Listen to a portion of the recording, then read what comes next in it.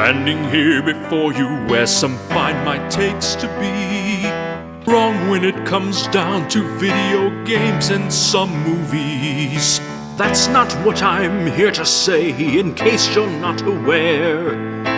Jay, is there anything before we start that you'd like to share? I had to remind myself not to stand up. I was in my underwear. Thanks, Jay. So I stand here one man on the stage, a full beard and full of pride.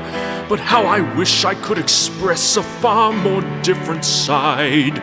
Getting roasted by the chat always comes to pass. At least I didn't say on a live stream. I died with a plunger up my ass. Whether I'm yelling 50 or quoting, "Give me back my son." Then there was Krista's take on the orangutan who threw the possum just for fun. Long TV. And since I have layers others cannot see, I suddenly had onions thrown at me. I bear my soul here through this song, despite pronouncing Geneva wrong. It's Geneva. I will not be told otherwise. My party trick was a big surprise, and once, in case you did not see, as seemed not to recognize me. From first to 10th, I felt it sting. It wasn't just a bomb. It was fucking 2 red shells in a row, a fucking bomb, and then a fucking green shell. It was everything. If I'm smacked with tortillas, or happen to be on a stream where eating spicy food made sweat pour out of me. Let's go! Putting fries in my mouth while I nap in my bed. Never matching my socks, crushing cans on my head. As the subject of multiple memes, I will make my stand. So is it really all that shocking to see this corn here in my hand? The whether I'm yelling 50 or quoting, "Give me back my son." Then there was Krista's take on the orangutan who threw the possum just for fun. Long TV. And since I have layers others cannot see, I suddenly had onions thrown at me. I hope all of you have enjoyed the show. Here with Beer the Beardo.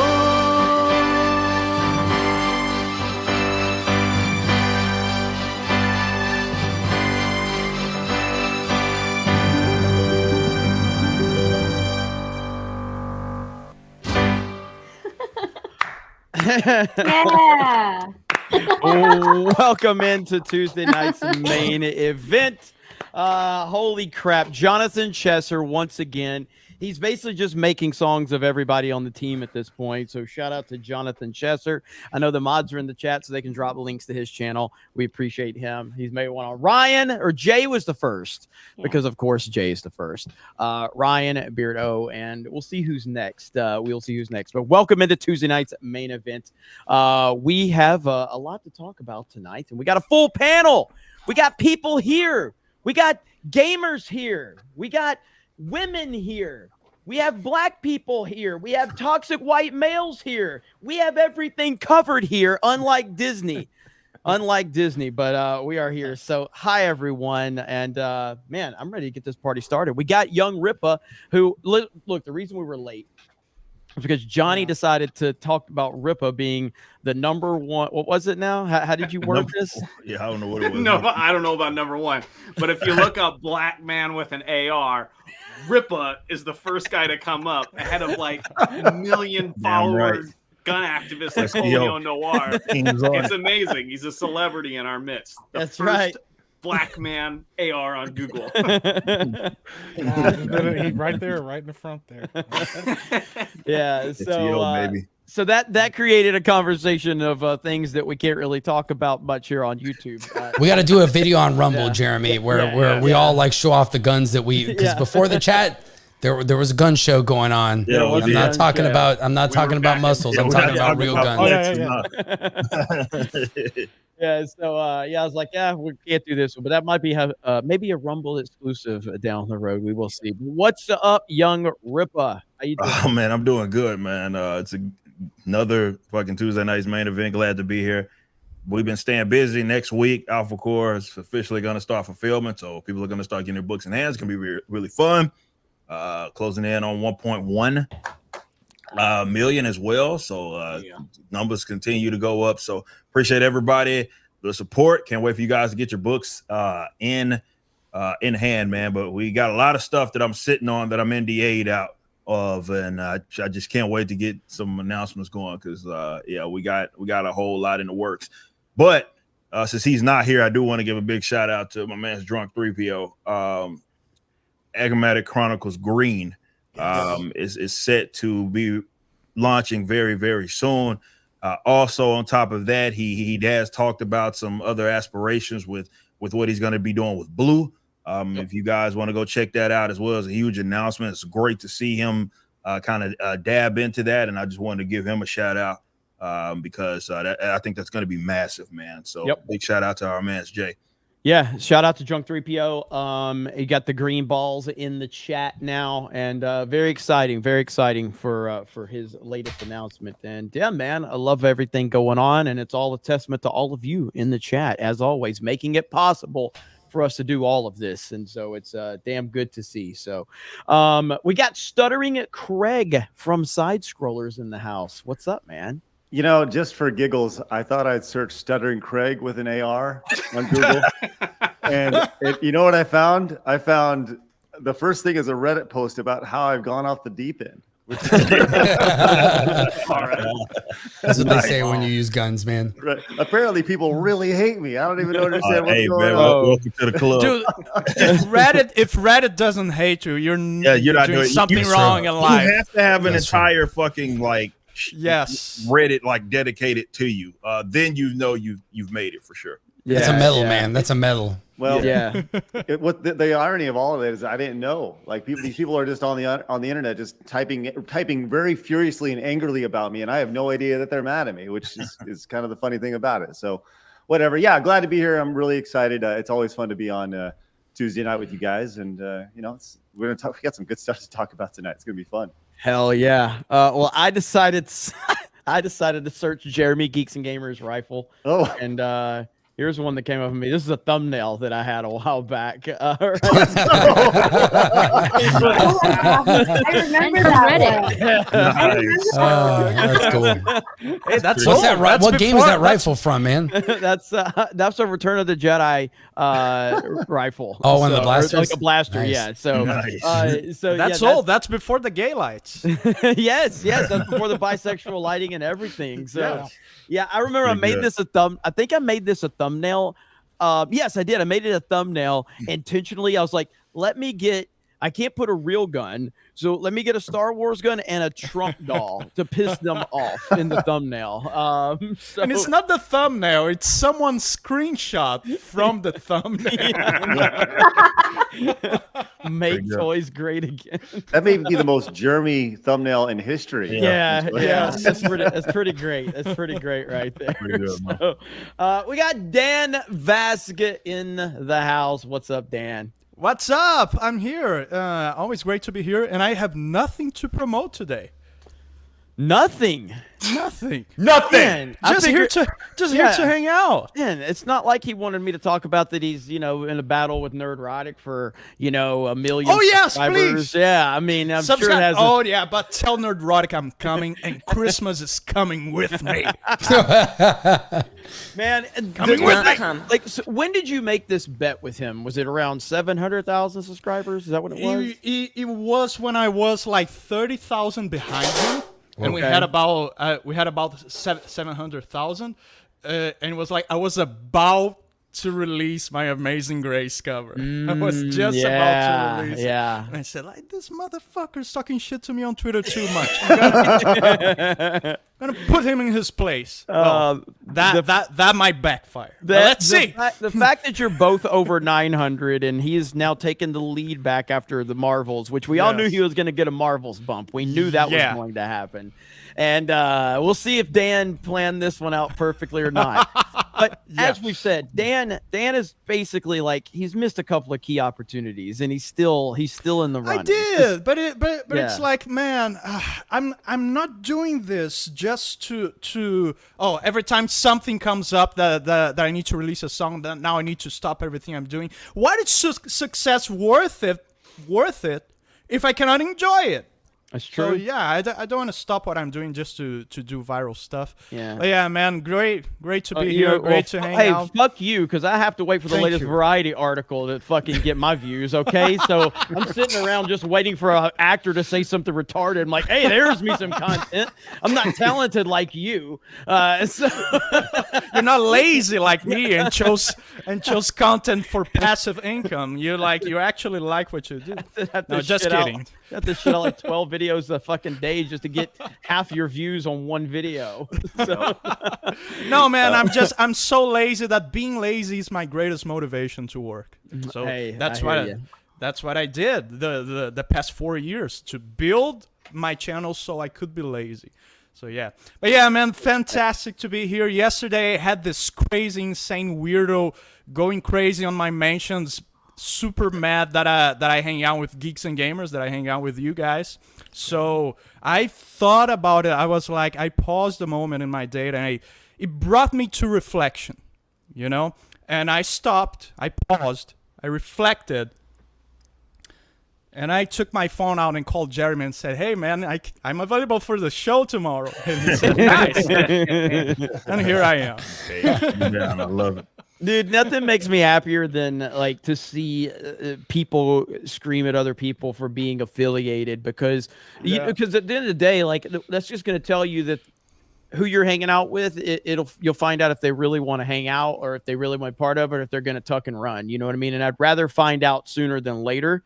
If the mob is going to intimidate you at all, I'd rather find that out earlier on. No, dude, it's not a matter of intimidation. If you demonstrate on Twitter that you're pissed about something I do, I'm just going to do it more. Yes, absolutely. Just how I'm wired. It's the biggest mistake you can ever do, to let 100%. me know that something I do makes you sad. 100%. Because that will bring me happiness. Absolutely. And I'll do it more. The Puerto Rican Pistolero is in the house. What is up, Rolo? We are also praying for the people of Puerto Rico. Well, it froze up. I mean, it works. We are also I always have praying it on the background. for the people of so I was Puerto Rico. Thanks, StreamYards. Appreciate that, StreamYard. Appreciate it. How you doing, Rolo? I'm doing good. In case you don't know, now it's like floating above me where you can follow me. So there's no doubt anymore where you can find me. I'm doing well. Obviously, you can see. Apparently I'm in Miami right now, so that's where I'm hanging out. I'm about to go to Puerto Rico for about a month, so I know I made an announcement on the channel that I'm going to be on a hiatus for a while because I'm going to be chilling in Puerto Rico. So that's what I'm up to. I'm hyped to talk about the Game Awards because we know here for a while that things have been pretty sketch, and we're going to go into that a little bit later. Absolutely. Absolutely. Good to see you, bro. Absolutely. We got Epic Mike in the house. What's up? Yeah, how's it going, man? I'm glad to be here. Thank you for having me on the show. You sound excited. You sound so you sound really annoyed to be yeah, here. like what the hell is going on with I'm exceptionally excited to be here. Yeah, like that sounded like a hostage video. That sounds like Jay. I'm here of my own free will. I'm so glad to be here. What the fuck? I am not in any danger. Yeah, no, I'm just kidding. No, you got the mic level turned down, and you're being very weird. Like, what the hell? I'm trying out some software to see if I can stop cutting up my mic every time I scream at somebody. So, yeah, we'll see if that works or not. But I'm a little freaked out right now. Yeah, no, it's weird. You never let them know your next move. You know, you gotta keep them guessing as to what you're gonna be like the next time they see you. So, no, I'm glad to be here. Well, we're happy to have you back. Thanks. We got Fear the Beardo. What up, Fear the Beardo? Nothing much, man. Jonathan Chesser. Shout out to Jonathan Chesser. I mean, let's face it, the song could have been worse. Yeah, It was It great. could have been a lot. Why did you worse. say it like that? It could have been worse. For me, it could have been worse for me. That's true. That's the very song. true. The song's fantastic. It could have been worse for me, but I thought he was shout gonna out go to a little him. harder. Hope everybody on this panel and in the chat had a good Thanksgiving, and yeah, happy to be here, just like Mike. I don't know if your mic is echoing. I know you're probably in an echoey room, but I don't feel like it's picking up on your XLR mic. So. It's Beard looks like he's in a hostage I situation. think it's just the room. It's just a room. It's just Yeah. a Okay. room. Okay. I just want to check. So, and yeah, we might be playing some games later, as always. We'll see. We'll get to that. Speaking of games, we got Zeltroid in the house. The fact that I don't even call you Johnny anymore, that I call you Zeltroid, great job on the branding, sir. Great job on the branding. So I appreciate that. I'm happy to be here. You guys. It was like some time ago that you guys talked about who's getting casted in the Zelda movie. Didn't make that one, but now I'm here for the CM Punk, version. So I mean, the timing's great, Jeremy. Thanks for having me on. We can definitely talk Zelda. No, Okay. it's good. It's good to be here, and yeah, I'm excited for Zeltroid 2s because daily videos start up in December. So it'll be fun. Lots of things to talk about. Let's daily. go. Nice. Yeah, You're like a 2016 YouTuber. That's right. Good stuff. We got Minority Home. What up, Minority Home? Hi, everybody. I hope you guys had a great Thanksgiving. We're also live on Locals. And check this out. Flash is there. And he just shared this photo. Hold on. Let me find it. Oh, man. Look at this. This looks awesome. Now, y'all are going to like it. You're going to like it. Look at that. Oh, look nice. at that. Heck Damn. Wow. That is sick. Okay, Man, that's an badass. awesome mashup. I know. That and is Here's this Oh yeah, one. you sent me that, Bruce. Yeah. Look shout at out. that. Hell yeah. Look Shout at out, that. That is That freaking is awesome. great. Ass mashup though. Okay. That's awesome. We are also That is- live on Locals if you want to come and hang out there. Very nice. Shout out to Bruce, man. Shout out That is Bruce. awesome. That is great. Shout out, We got Krista Nova in the house. What's up, Krista? Hello. After this stream on Geeks and Gamers Live, me and Steph are going to go live putting up the Christmas tree at the G&G house. We already have one in the back. That's the upstairs tree. But we're going to go downstairs and put up the big tree. So if you guys want to check that out, Geeks Gamers Live right after the stream. There we go. There we go. And I got this right here. Here we go for Krista. Oh my gosh. Can't I find you? There goes the copyright. Why have you gone away? Is that a filter? No, it's not. That's my. That's what happens when I remove my makeup. That's what I will say, too realistic. The Cindy Lou Who at Universal last year was not. I didn't think that she was that good. So maybe you've got a shot, Krista. You can replace her. Okay. Yeah. So here's the thing. Me and Jay are gonna have a Christmas breakfast with the Grinch soon at Universal. So if you guys want to check that out, subscribe to Park Hoppin'. And I was like, you know what? I'm gonna dress up like a Who. So I wanted to test out my hair, like and who? it turned out great, as you can see. And I did a little TikTok, and Like Jeremy's a Who like, from Whoville. yeah, and Jeremy's like, let's put this on Tuesday night's main event. So you're welcome, MCU fan. Oh, man. MCU fan can't type right now. His hands are. Calm down, MCU fan. Calm down, MCU fan. Over on Rumble, we've got Dougie B for 50. 50. Says, okay, here's the deal. Flight purchased, hotel booked, con tickets bought. Won't be seeing many, if any, rants or super chats from me for a while. Still have park passes to buy. I'll be out begging on the street. No, Doug, no worries, bro. Hell yeah, Dougie I B. can't. I'm looking forward to hanging out with you when you get here for MegaCon Orlando. It's going to be awesome. So shout out to you, Doug. Doug is good peeps, man. Peeps. It's awesome. Hell Looking yeah. forward to it. Massive support. And he's LOLing in the chat now.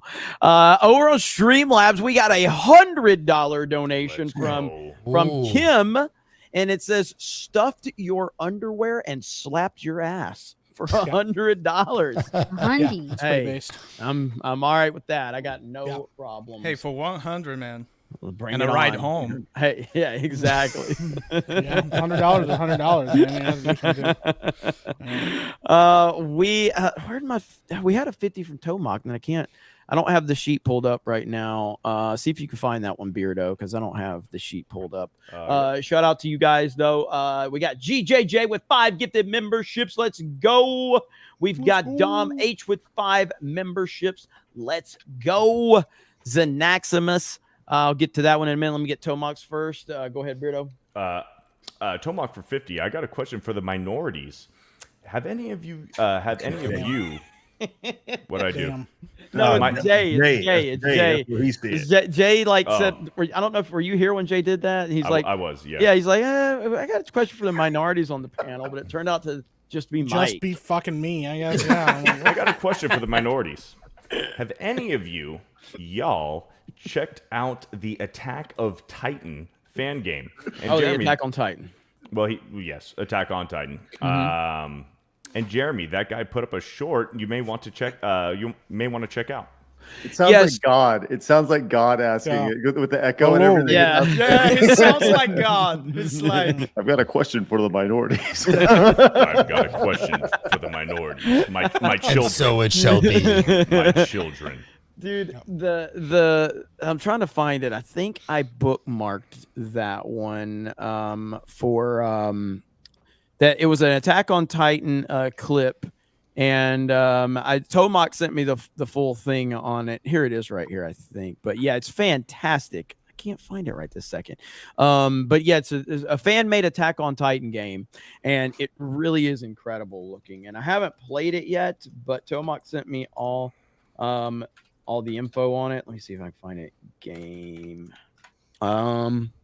Yeah, right here it is. This just looks insane. And again, it kind of shows you how bad all these AAA studios are when a fan can just put something together like this. Here we go. Oh, dude. Let me mute that. But yeah, look at this. This is a fan-made game. Now, if you've seen Attack on Titan, you know how incredible this looks. Like, Krista, obviously you're a fan. Yep. This looks so crazy, man. Look at that. No, it's a good job. Yeah. Just for a fan-made game, it's excellent. Yeah. So I want to play the hell out of it. So yeah. I wonder what engine is this. Not sure. Tomok sent me all the info. I did drop the link to the video as well. But yeah, good stuff right there. So thank you, Tomok. Appreciate you, brother. And we got Zanaximus 450. Says, looking at this panel, it feels like we could have another retro stream. With that said, here's a question for you all. What would each of you say is your single favorite video game soundtrack of all time? Sonic, and it's not even fucking close. Oof. Halo Combat Evolved. Okay. Which one? It's not even. It's Say again. Sonic. Sonic? Yeah. Sonic 2 or Sonic 1? Sonic 2. Probably Sonic 2. Yeah, absolutely.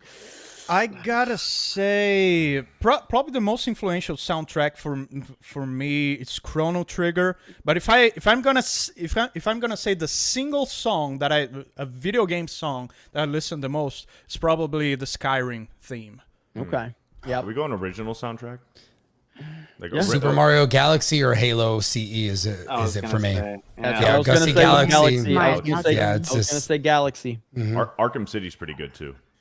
It's either if it's not one of the Zelda games, which I can debate any one of those. Halo 3. Halo 3 is just incredible. Yeah. Yeah, I would say like, Chrono Trigger is unquestionable that it's up there. No matter what. Like Chrono Trigger is up there for any discussion. It's legendary. Its only competition is Chrono Cross, which is pretty insane too. It is, man. But Galaxy is probably going to be mine. And of course, dude, I love Super Mario 2 soundtrack, and I know most people overlook Super Mario Brothers 2. I love Super Mario 2, Super Mario 3, Super Mario World. Then you get into things like obviously the Zelda games. Like, what is the best Zelda soundtrack?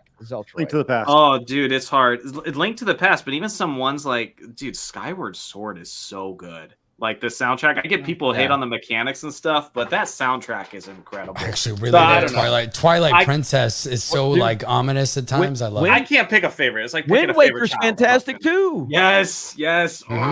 They're all Oh, good, God man. of War. Yeah. I actually God got of War I'm is going awesome. Red Dead Yeah, Redemption. absolutely. I gotta go with Red Dead Redemption for mine. That was Okay. I actually listened to that soundtrack Red Dead, a lot. yeah. The I first Red listened Dead, Trigonometry is like one of my favorite songs to listen to.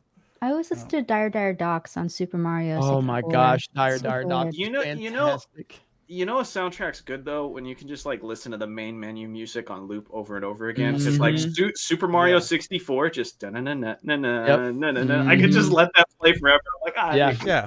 That's definitely Skyrim for Dan's point. I hear you all, but do it, I Dan. think objectively the most loved video game song of all time is the Mario theme. So Yeah, like you can show it to your grandma and she's gonna say, "Oh, Mario." Yeah, absolutely, absolutely. Me and my grandma. For me, and I actually have one song. The song for me that puts Link to the Past over all of them is a song you hear once in the entire game. And I'm going to put it in the private chat if you want to share this. I don't know if we'll get flagged for this. The or ending whatever. credits? No, you hear it one time in the entire game, and it's so perfect for the scenery. But it's the forest theme in Right. A Link to the Past when you're right before you're about to get the Master Sword, and it's brilliant. It's just like this whimsical. I'm gonna try so to play good. it for a second here, and let's see. The atmosphere of that part is Yes. just So perfect with the mist. Oh shit, I remember this. Oh my god! Isn't it amazing how you hear that and you just go, boom, you get transported back to being a kid. I do have to give a shout out Go ahead. to the Mass Effect Galaxy map. I really love ambient music. That's one of my favorites. Mass Effect had a underrated soundtrack too. Yes. Yeah, it really did. And the ending credits was awesome by Fonts, and for part 2 by Fonts was actually really awesome. Yep. Yeah. Especially Man, with, like totally Mass fit. Effect 3 when oh man. I'd gotten to the point where because I don't listen to any like the new kind of pop music or any of this shit. New rap. God, sounds so anything. fucking It's like, old. I don't listen to any of that newer rap stuff. I don't know. I don't give a I don't damn, know who the all right? Swifty Taylors are. here's any of these. Who's Who's this? Kendrick Lamar? I don't know about any of these guys. Mike's sticking up for Gen Z. Go for it, Mike. I am going to give Dan Wonder in the chat some credit because I have besmirched the reputation. I think some of the best video game soundtracks, because the games are so real-time strategy, has some of the best soundtracks. So Command and Conquer, Red Alert, Hell March, I think that's a classic. Yeah. I think that's some of the best music. And if you ever want to watch the Tiberian Suns, they actually perform those songs live, and it's like the hardest metal. I know I sent Dan this before, and they just do an awesome job. Like, I think that's pretty awesome. Yeah. Can we get a wellness check on Celluloid Dream? Says Dan Vasquez. Whoa! That's the first time he has ever complimented Dan Vass. Shut the fuck up, Celluloid Dream. Not interested in your homosexual advances. I wonder why he never gets complimented. Huh? Shout out Celluloid Dream. He was awesome. Yeah, that was a great. Again, so back to my point before Mike derailed it. By the way, I don't listen to all this new bullshit music. I listened to back in the day, like when Eminem had balls, a long time ago. But I find myself just listening to video game and music soundtracks on loop constantly. I love video game music, and like things like Hans Zimmer, John Williams, things like that. I can listen to that stuff all the time. Yeah. And so I'm always open to having a good discussion about video game soundtracks.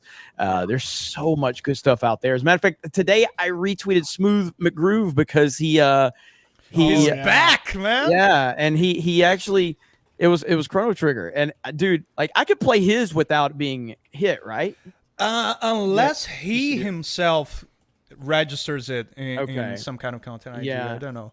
So this dude's fantastic. I know everybody here should know who Smooth McGroove is, but oh my god, it's so good. Yes.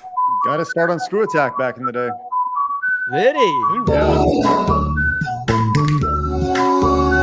Oh my god, I could listen to this. Like, Da-da-da. I just want to stop the Quarters show. of Time is I just amazing. want to stop the show and listen to the Chrono Trigger soundtrack. Yeah, dude. yeah. Did he get his start on Screw Attack as well? He did. Yeah, he's a community Wow. member. We got promoted through the community system and made his way up, and now he's a stud, man. Been a stud for a long time. Yeah. He's an Great, OG. man. Great job. Yeah. He's an OG. Let me get into it. Here we go.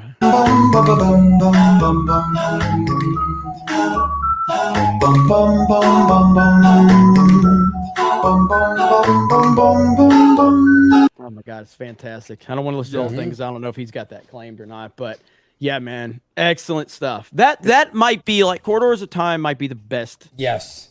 Like the best individual soundtrack ever made in I'm video. with Frog's theme. Frog's Man. theme is great too. Yeah. I'll tell you this, man. His best cover of all video game tunes to me is Guile's theme. He does Guile's theme, and it's spectacular. I think that was the one that really exploded back in the day, right? It was during the Guile's theme goes with everything them, theme, yeah. you know, meme, but it has 18 million views, but it is spectacular. Dude. Mm-hmm. No, I pull it up. I actually prefer his version over the actual version. I think it's great. Yeah. I think the fact that you've got guys in like the 16-bit era and the 8-bit era that were able to produce what are basically considered magnum opuses at this time just shows you the talent that they had, because they had so little to work with. And you know, those cartridges had like not gigabytes, not megabytes, but kilobytes of memory. And they had to really make it work. And the fact that those themes stick with you throughout all the years, and you really don't need to add that much, it just tells you the genius, the musical genius that these guys had at the time. Dude, I got a copy of SimCity 2000 for MS-DOS right there. I just bought it, and it's 2 diskettes. How much is one of those smaller diskettes back in the day? It's like They were like a few kilobytes, weren't they? Yeah, and it's like Maybe a whole- megabyte. The whole game is 2 of those diskettes, and the instruction manual is like this thick. So such a complex game in 2 diskettes. It's insane how back in the day it used to be about doing a lot with very few resources, and it's all about the creativity. It's not necessarily about graphics and the size of your open world. It's all about making a creative, fun game, and that's pretty amazing. The fact that a 2 diskette game has a manual that thick, it's insane. Yeah. It's like I know who's gonna back me up. 1.44 megabytes. Craig, Dude, you're gonna back me up insane. on this one. It's less than an MP3. Super Metroid was so good. The soundtrack for that was so good that they used it in Metroid over and over again for 2 days for 2 decades before they were finally like, maybe we should try a different soundtrack in Metroid instead. But until then, it was like Brinstar Depths, over and over again for Lava Land. Yeah. It was so good. Well- That soundtrack's incredible. Well, and let me ask you this, Johnny, because we haven't talked about this much, but like, if anything, because you know how much I love Metroid Dread, but I would say that's the weakness of that game is the soundtrack overall. 100%. Compared to all the other Metroid games. Yeah. And I don't know why they missed out on that, because that's the one weak point in that game. Metroid Dread's one of my favorite games of all time, and it's my favorite Metroid game, but it does bother me that the soundtrack is not on point with other It Metroid grew on titles. me a little bit over time, but yeah, I just felt like they felt too much pressure to be different, and so they just changed up the whole soundtrack, and it didn't land as much. But Yeah, it has didn't. grew on me a little bit. Okay, all right. And I've replayed it once, and I need to go back to it again and see if how the soundtrack lands. But soundtracks are crucial. I They're think it's crucial. called like Cretaria or something like that. It's like the lava area in that one. That one has a beat to it. I put that on the back of 75% of my Metroid videos. That one's pretty good. I will say that I cannot have a conversation about video game soundtracks and not mention Gusty Garden Galaxy from Super Mario Galaxy, because that is the standard. And Nintendo has reused that more times than I can count. They intertwine that song into so many things. They've intertwined it into Super Mario Mario Kart 8. They've intertwined it into other Mario games. Gusty Garden Galaxy will be something that Nintendo probably leans on forever because people love it so They much. use it in the credits of the Mario movie as well. Mhm. Yep. Yep. Absolutely. And so that is a fantastic win. And Odyssey did a good job, I think. I think they did Fossil about Falls as good as they is could have done. Yeah. so good. It's awesome. Fossil Falls is so good from Odyssey. But yes, that's a good discussion. Good job, Xanaximus. Hold on. Oh, there we go. Chris got something. I got more. Hold on. Okay. Here we go. Most underrated soundtrack thrown out there is a game. It's a Zelda clone, but brilliant on the PlayStation 3. 3D Game Heroes. If you guys haven't played that game, I've not played that. Spectacular. It's a spectacular. It's pixelated. It's fun. It's an overhead Zelda style game. It was great, man. But listen to that soundtrack, you will fall in love with it. Okay. Those who know. All right. I respect that. Also, I saw something in the chat, and I do agree. The Final Fantasy VI, the opera scene, that was pretty dope. Yeah, that song was amazing back in the day, especially for being an SNES or when you played it on, if you played it on Game Boy or any of those. Like, dude, that game was something else. Man, so many legendary soundtracks. I'm seeing the chat. Just people are just talking. Like, so many soundtracks right now. It's insane. What about Pokemon? The Pokemon stuff, like the OG, like Gen 1. The bicycle theme was pretty awesome. Honestly, like I haven't played a lot of the Pokemon games, but I did play Pokemon Arceus, and oh my god, the main theme of that game is so Very good. I was always I had to download it when I played it. I'm like, I got to get that song because it just it's perfect. It's perfect for that world. It's perfect for that game. And so I can only imagine how great some of the other. Well, dude, the first time you walked Turtles in Time. Turtles in Time. Turtles in Time, baby. Yes, sir. Hell yeah. Oh, so you guys were talking about Pokemon. I'm currently trying to get all 150 Pokemon on Generation 1. I bought the 3 cartridges, and I have my main game, which is Yellow, and then I'm playing a little bit of the other ones to get the other Pokemons. But on Yellow, I have like 120 hours of gameplay, and on Blue I have like 40, and Red I have like 20. Awesome. Because like it's that much work, and I'm doing glitchless. Dude, That's why it's 150 and not 151, because you can get Mew with glitches. And Masigno.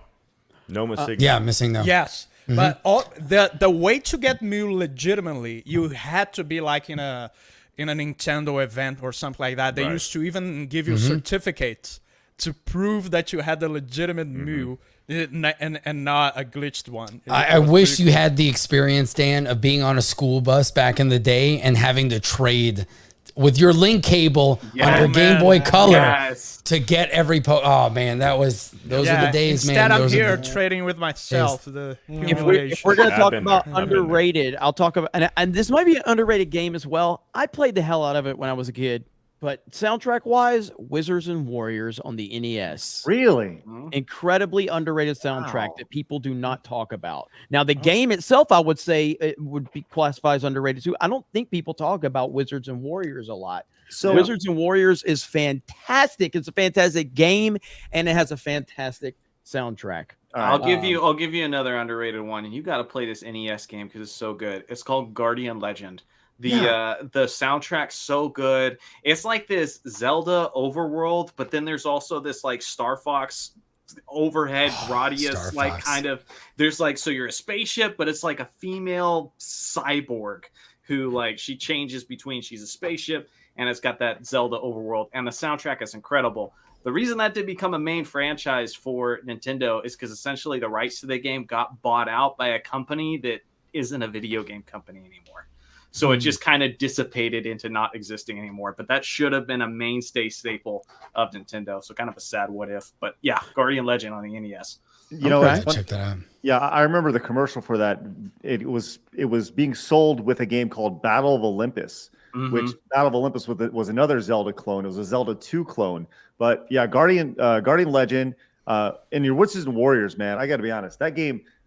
That was certainly a product of its time, but it had everything that could be brought up to today. I mean, it's classic in that you're a knight, you're fighting magic and all sorts of fun things. I just remember that game being extremely slippery. If you know what I mean, when you control game, you'd miss a jump and you'd slide all the way down, and it was extremely frustrating. That's why I played it, because I became obsessed with getting through it, because it was a very difficult game for me. And I haven't played it in God knows how long, but I do remember. Like, let me pull up the title screen, and again, it's iconic to me. I don't know if like title theme. Let's see right here. I hope I can play this. You know what? We're gonna. Yeah, you'll be fine. You'll be fine. We're gonna do it. But this is, dude. This is so fucking good. Yeah. Oh my god. I started listening to it. You gotta wait for the beat to hit. Oh my god. Yeah, that's sick. I just want to look at the guitar remix right now. Like, I mean, look, if we're gonna go down this path, we have to go. I mean, the Tetris theme. Oh, of course. Dun, dun, dun, dun, dun, dun, dun, dun. Isn't that a folk Russian song? Yeah. Question for the chat. Question for the chat. Which Tetris theme is it? Were you an A, B, or C guy? And I'm talking about on the NES, because a lot of people they played Tetris on the Game Boy. Yeah, that was my first time playing on the Game Boy. Colorless Game Boy, that fat ass fucking thing, man. Oh yeah, bro. Right. Jeremy, I got one for you to look up, and a lot of NES players are gonna freak out when they hear this, because they're gonna be like, "Oh God, I remember this." Ninja Gaiden, Unbreakable Determination. Unbreakable Determination is so good, and it's just like that's the one that was what's that big YouTube channel back in the day? They did like a funny montage to it and everything. But Unbreakable Determination is so good. I just play it. I'm sorry, just real quick. I can't move forward with him talking and saying Ninja Gaiden. That's not. That's how it's appropriately pronounced. It is Gaiden. Yeah, I always said that's the correct way. Listen, I always Ninja said Ninja Gaiden Gaiden. too, I and said then I used to say Ninja Gaiden, I don't give a fuck. I say Ninja Gaiden. Geneva. Ninja Gaiden. It's Gaiden, guys. It's not. How could I forget? It's the Geneva. emotional theme from Metal Gear Solid 3, Snake Eater. Dun, dun, dun, dun, dun, dun, dun. Don't start singing, Dan. We all know you can do it. Okay. I'm just kidding. There's a Sonic song that I can't. Bro, I'm taking over everything Sonic, y'all now. Green I'm Zone taking 2? Sonic 2 over all of that listen, shit. Sonic Sonic 2 over all that. Sonic There's 2 like a has fucking- the best soundtrack, and it's not close. I know, I'm gonna there's be like- honest, it's not close. I'm gonna be honest. Which Like if you song? just Which sit there and song? take it isolated, take every jam on every fucking level, that shit's Okay. a goddamn It's good. banger, bro. That Okay, shit. I found it, and here's where I'm gonna give Ripper some credit, okay? Because fucking Sky Chase Zone, get the fuck out of It's my a face. fucking It's jam, amazing, bro. dude. This is it, Sonic 2 Sky Chase Zone. I had to look for it because I couldn't remember it. This Yeah, is- Sky Chase Zone is dope. Yeah.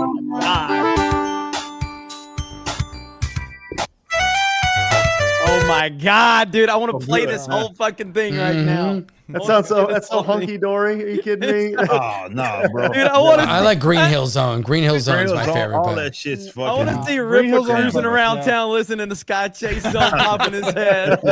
jam, bro. So Ripper was a Genesis kid, huh? Yeah, I would. That was my first console. The Right. Chemical There Plant you Zone. go. That's where it's at, Dude, man. Chemical Plant Zone. Yeah. Yeah. Oh, yeah. 100%. Yeah. Chemical Plant's The jam. boss music. Oh man, yeah, and the dude. chat just reminded me. I cannot let the opportunity pass. We're talking about soundtracks for 1 hour. My brother, shout out to Davi Vast, Yes. my brother. He's Great channel. Yes, he's a video game music composer. He makes a living composing video game soundtracks. Awesome. So shout out to my brother. He will love this discussion. I got to show you that because we got the video with it too. When you add the video to it, okay, when you add the video to it, it just makes it even better. Okay. Such a jam, bro.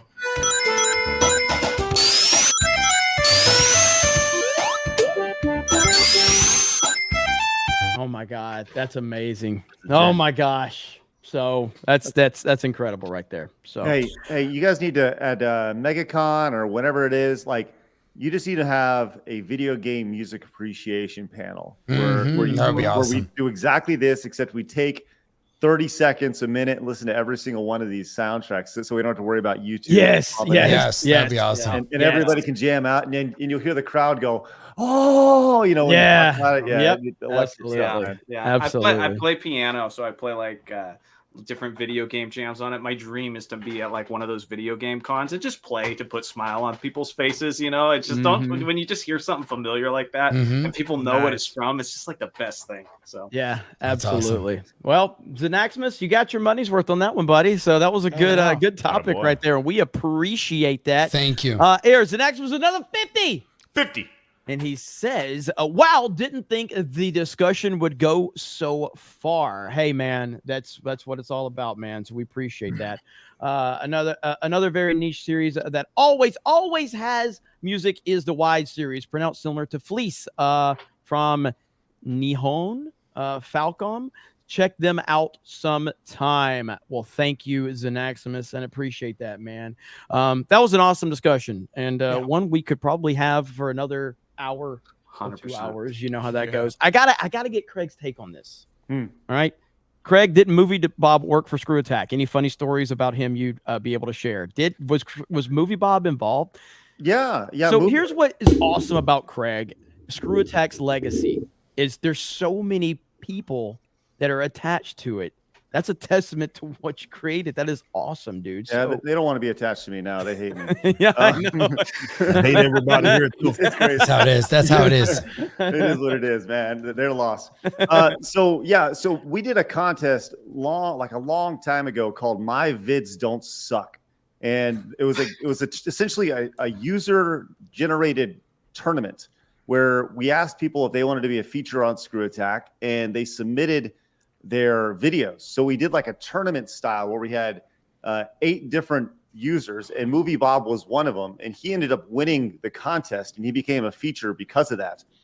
He never actually worked with Screw Attack. He was just associated as a feature on Screw Attack. But yeah, that's where you got to start as a community member.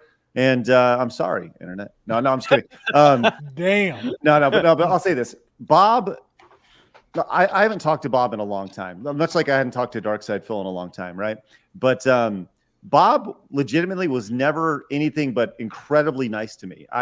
From a person-to-person standpoint, like he's been very, very nice. I don't know. Apparently, he's like jumped off, like just like Reddit thinks I've jumped off the deep end. Apparently, he's jumped off the deep end as well, and he's like, can't get past 2016 or something. But he's always been more than nice to me. I've never really honestly been a huge fan of his content, but it didn't matter. He was the one who was voted on. So, and he's been doing it for a long time. I think he's still going and doing it, I think. So the only time I know he exists is when he's like screenshotting something I said and whining about me or Trump or something. And it's just, it's weird, man. I never had anything against the dude until he had something against me. It's kind of how it is with a lot of these guys. Does he have something against you guys? I don't know. He hates all of us. He's probably tweeted about everybody fucking here, man. Oh no. Now he hates me now. Yeah. 100%. Welcome to the club. No. All right. Yeah. Well, hey, Bob. Good to see you. Hey, Bob. Hi, Bob. Hey, Bob. What's up, man? Yeah. I'm gonna go tweet again. Damn. I think What's I'm up, blocked. Twitter? I think he has me blocked on Twitter. I'm not sure. Let's see if I But can find yeah, it is what it is. So yeah, but it is. It's when you look at the Screw Attack lore and the people that were connected to it in terms of even just like community and stuff like that, and became prominent creators and all of that. It's pretty crazy, man. So it's good stuff. the old 6 degrees of separation. We're pretty much attached to everybody in some way, shape, or form, which is very, very cool. So it's a fun little legacy, and we'll just we'll kind of be swept into the sands at times, but that's why we're doing side scrollers. We're going to rebuild and regrow, and it's screw it. I told you this many times, Jeremy, but like Screw Attack was the counterculture then. Geeks and Gamers, Ripaverse, everything that's going on here, like this is the counterculture now. And that's what I appreciate it. Hell yeah, man. Shout out. It's good stuff. We're It's like good the stuff. Avengers of the Renegades. Hayden Wayne for 50 says, I'm still trying to figure out if I can make MegaCon happen. If we can make it, we'll be going to Universal at least one of those days before the con. Few things to figure out if it's going to be possible, but if so, I can't wait to see you guys there. Hayden, I hope you're able to make it, man. Really appreciate you. It was great hanging out with you in Vegas, and I'm sure we'll be able to do some more meetups in the future. So we'll be able to connect, man. So hey, I'm sorry. Side note: I'm not blocked by Bob on Twitter. Should I invite him on the podcast and do an interview with him? Yes, 100%, 100%. Yeah, Right. yeah. Okay, that would be great. Bob, block. Craig, there's some people from there's some people from old school Screw Attack that have a good relationship with you, right? The Cinemassacre guys. Oh well, yeah, for sure. I will say this: there's a lot of people who have a good relationship with me. They just don't tell people that they have. It's just Right. a secret relationship. Me and Jeremy talk about that shit. Yeah. Don't ask, don't tell. In secrecy, you know what I mean? It's a secret affair. Yeah. It's a secret affair. Because they're chicken shit. Chicken shit. Absolutely.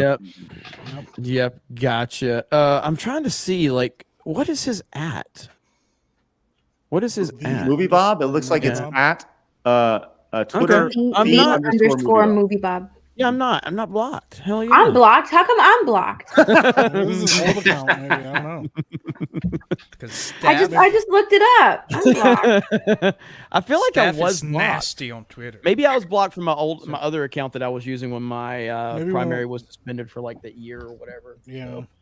So, but yeah, that's funny. So I want to be blocked too. Don't take much. Yeah. All right, we got to talk about the Game Awards really quick. So there is some controversy surrounding the Game Awards, and it's pretty funny. I don't take the Game Awards very seriously. Nobody does, man. It's a fun topic to talk about and debate upon, but ultimately, I kind of look at the Game Awards much like I look at the Oscars, and it doesn't really matter that much. Exactly. I mean, they gave The Last of Us Part 2 Game of the Year. Right. At that point in time, it's like nothing that you... It's like the companies who made the games sponsor the event. Yeah. For Christ's sakes. Exactly. And but this whole Dave the Diver situation with this, I'm trying to refresh this stupid website. This Dave the Diver has been nominated for Indie Game of the Year, and it's created quite a bit of controversy. I cannot X out of none of this shit. So it says Jeff Keighley responds to the Game Awards Dave the Diver controversy. Now, Dave the Diver is a game that, if you see it, and here's a picture. Like, if you see it, it's a pixelated game. It looks like an retro style game, but it's being developed by a company with what? How much did you say, Rolo? $1.6 billion in revenue. So, yeah. And so but it's been nominated. So Jeff Keighley was asked about it. So it says the Game Awards host Jeff Keighley has recently talked about the nomination of Dave the Diver for Best Independent Game at the Game Awards, explaining that he believes indie is a broad term and it's up to the industry to define it. Many gamers have complained that Dave the Diver being nominated for Best Indie Game at the Game Awards, and the debate is far from over. Dave the Diver is a single-player adventure RPG about fishing and preparing sushi that was released in June. While Dave the Diver has received glowing reviews and uses a pixel art style that is very common in indie games, the title was developed by Mint Rocket, a studio that belongs to Nexon, a huge South Korean publisher. So technically, it's not an independent game, as its studio belongs to a larger company.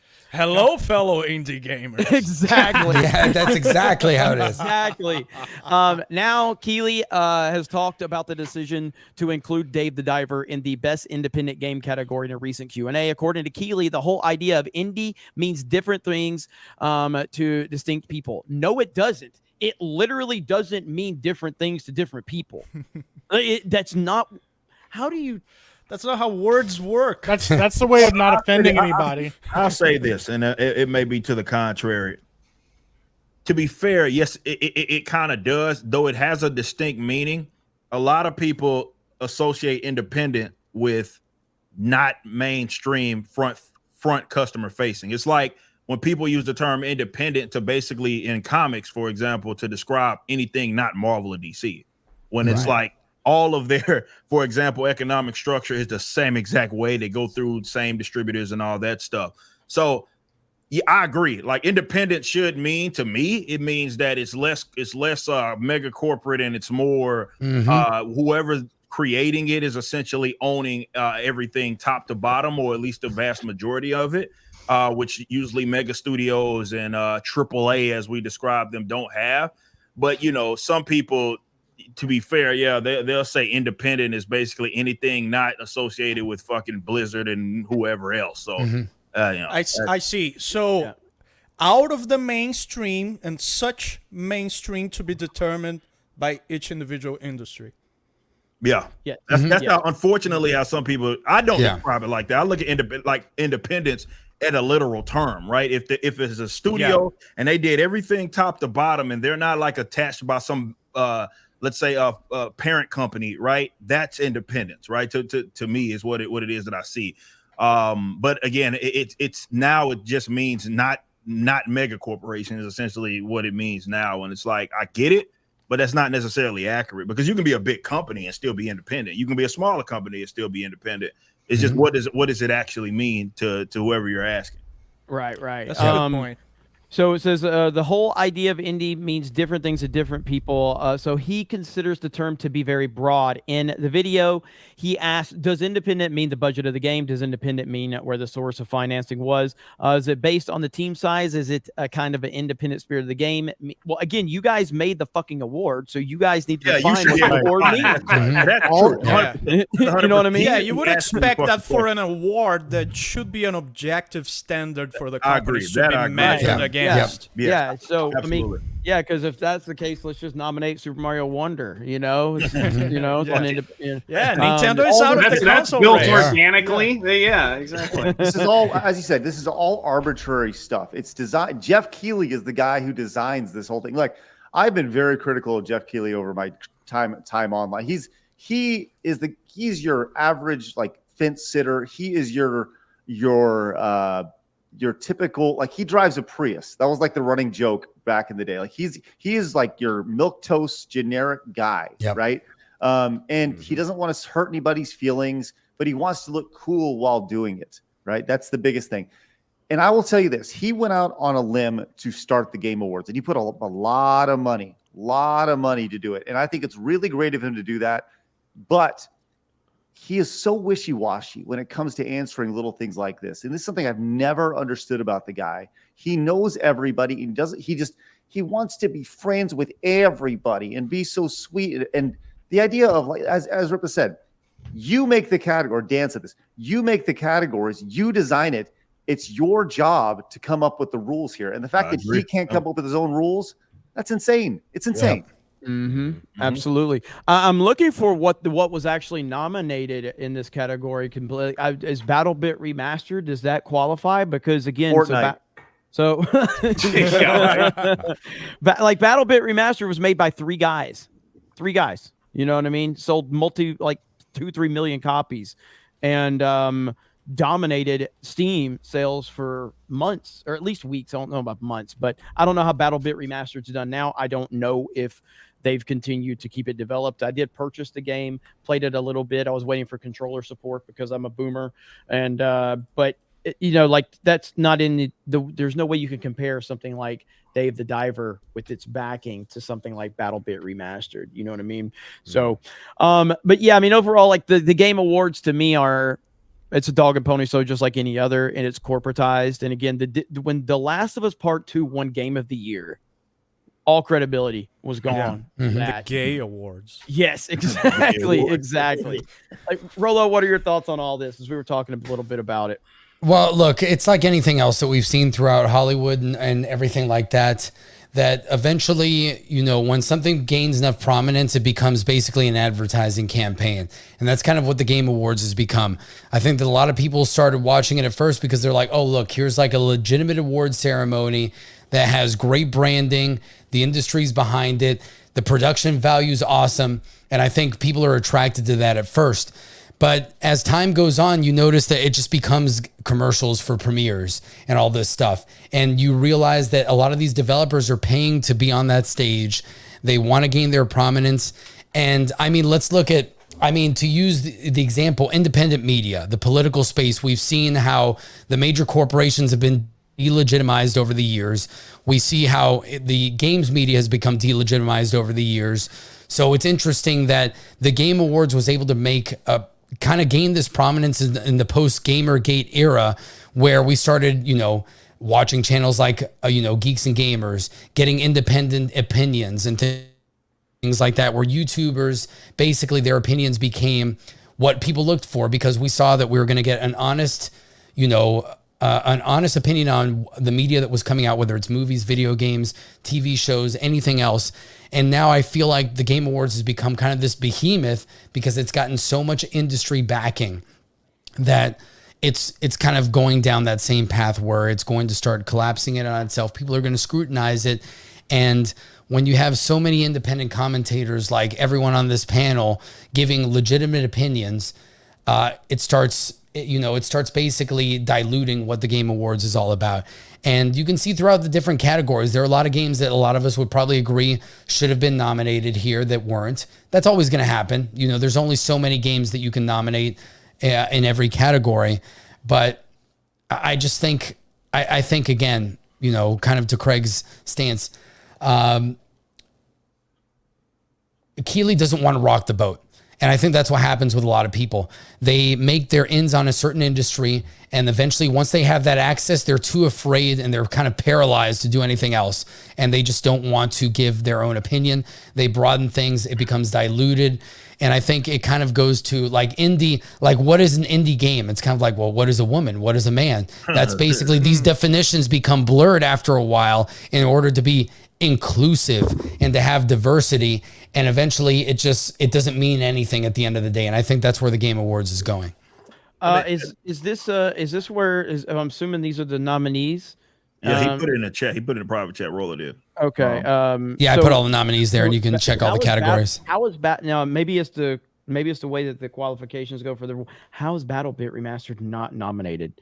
Somebody explain that to me. Go ahead. So I think Rippo's about to talk. Oh, no, I was just saying that I think that can be said for, it's an economic lesson more than anything. I mean, once you start, look, everybody's gonna, and you have these big aspirations and you want to get as massive as you realistically can. And once you start having people be able to buy into that, it's gonna start with, it's gonna start to come with a certain set of rules.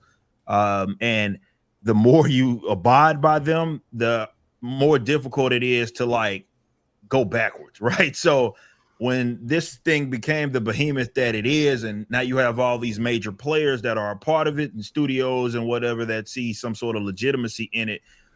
And if you value access that much, then you're going to play by a certain set of rules. That's just what it is. And this is why it's so important. I'll say this. Let me say this for the Riververse.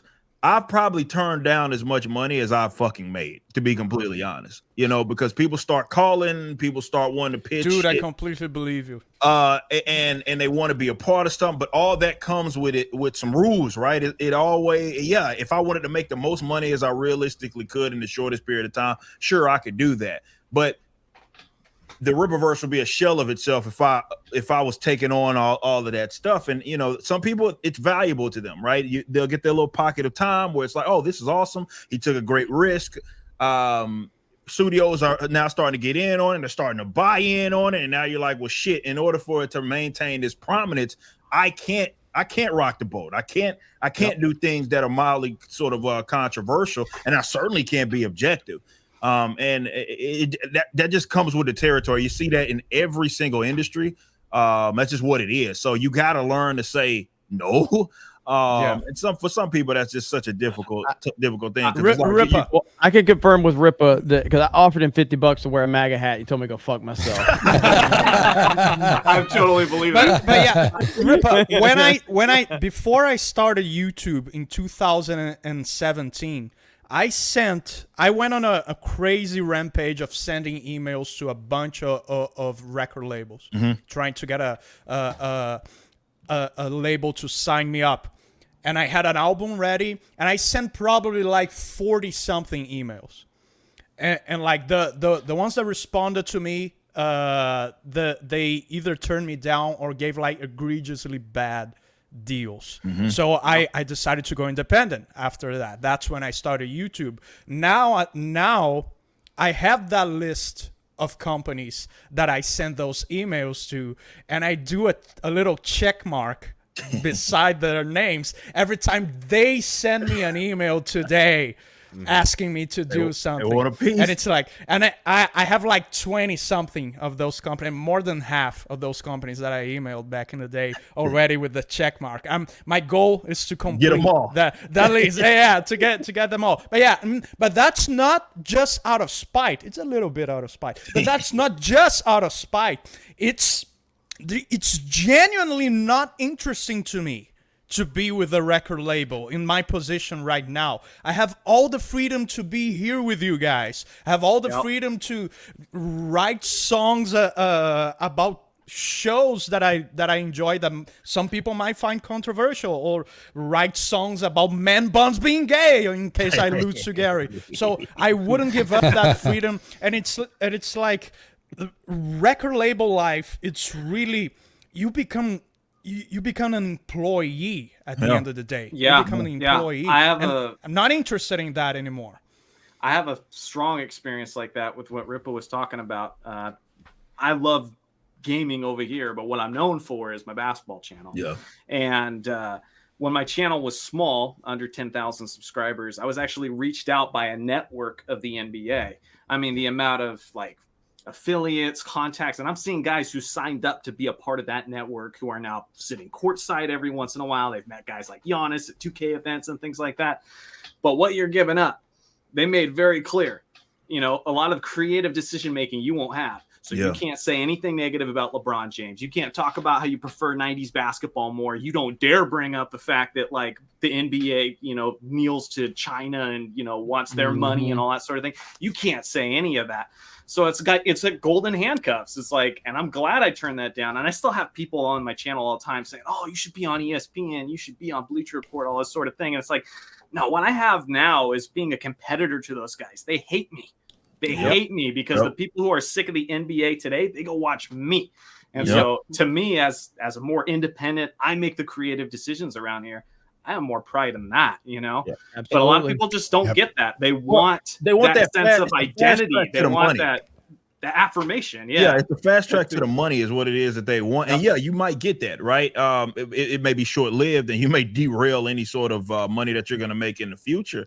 But, if it's one thing that I've learned in business, definitely as an independent, doing it in the comics, done it in music as well, is that you got to learn to say no. You know what I mean? You absolutely have to. And not everybody's going to understand your decision when you do it. Because if I know for a fact, if there were people in my position that saw the amount of money that I turned down for both music when I was in Fire from the Gods, that's why I left Fire. Like, for people that don't know why I left Fire from the Gods at its fucking apex, was because of the label shit. I was like, none of this shit does getting on tour. None of that makes sense to me. None of it. It makes sense to y'all, and maybe you get the admiration. You'll get guaranteed to be on these tours, but economically, this is retarded. So I don't want anything part of it. Right? I don't want any part of it. You got to learn to say no, because if you say yes, you may get a fast track to being a firm. To Zeltro's point, you may get that affirmation, but it's going to come with a set of rules, and it's not going to be fun to be a creative. What I love about the Rippaverse, what I love about what we've done with Backwards, is that like I can make a lot of money, but I can also, I'm free to create, right? And I don't have to answer to some other motherfucker and play by some rules if I don't want to play by them. It's funny. I had a conversation with a vendor the other day that we got in an argument over money because they do all these deals with these other comics companies, and he thought he could just come at me sideways, and I told him to go fuck themselves. I take more pride in being able to say that shit and be economically free than just getting a fast track to having the most money in the shortest amount of time. So that's a lesson for independents that want to do anything in gaming, fucking music, whatever it is. Like, you got to learn to say no. Yeah, I think what happens is a lot of creators get sort of get hypnotized by the glamour that having a record label behind you brings you. It's like, oh, my band has a record label, my game has a big publisher, and that sort of stuff. But what creators need to understand is that you're giving up your ability to be the owner of your own business, to be the driver of your own car. It's okay if you're not cut out for business decisions. Not every creator, not every artist is like that. It's okay.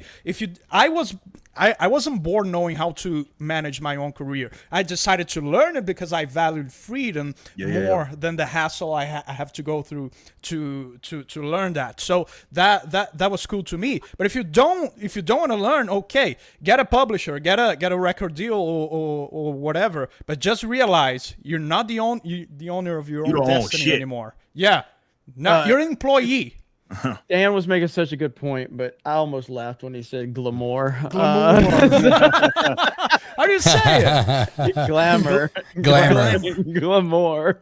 It sounded Isn't that good, the correct French glamour? Hey, listen. Jay's not here. Somebody's got to say the fucked up stuff. Okay?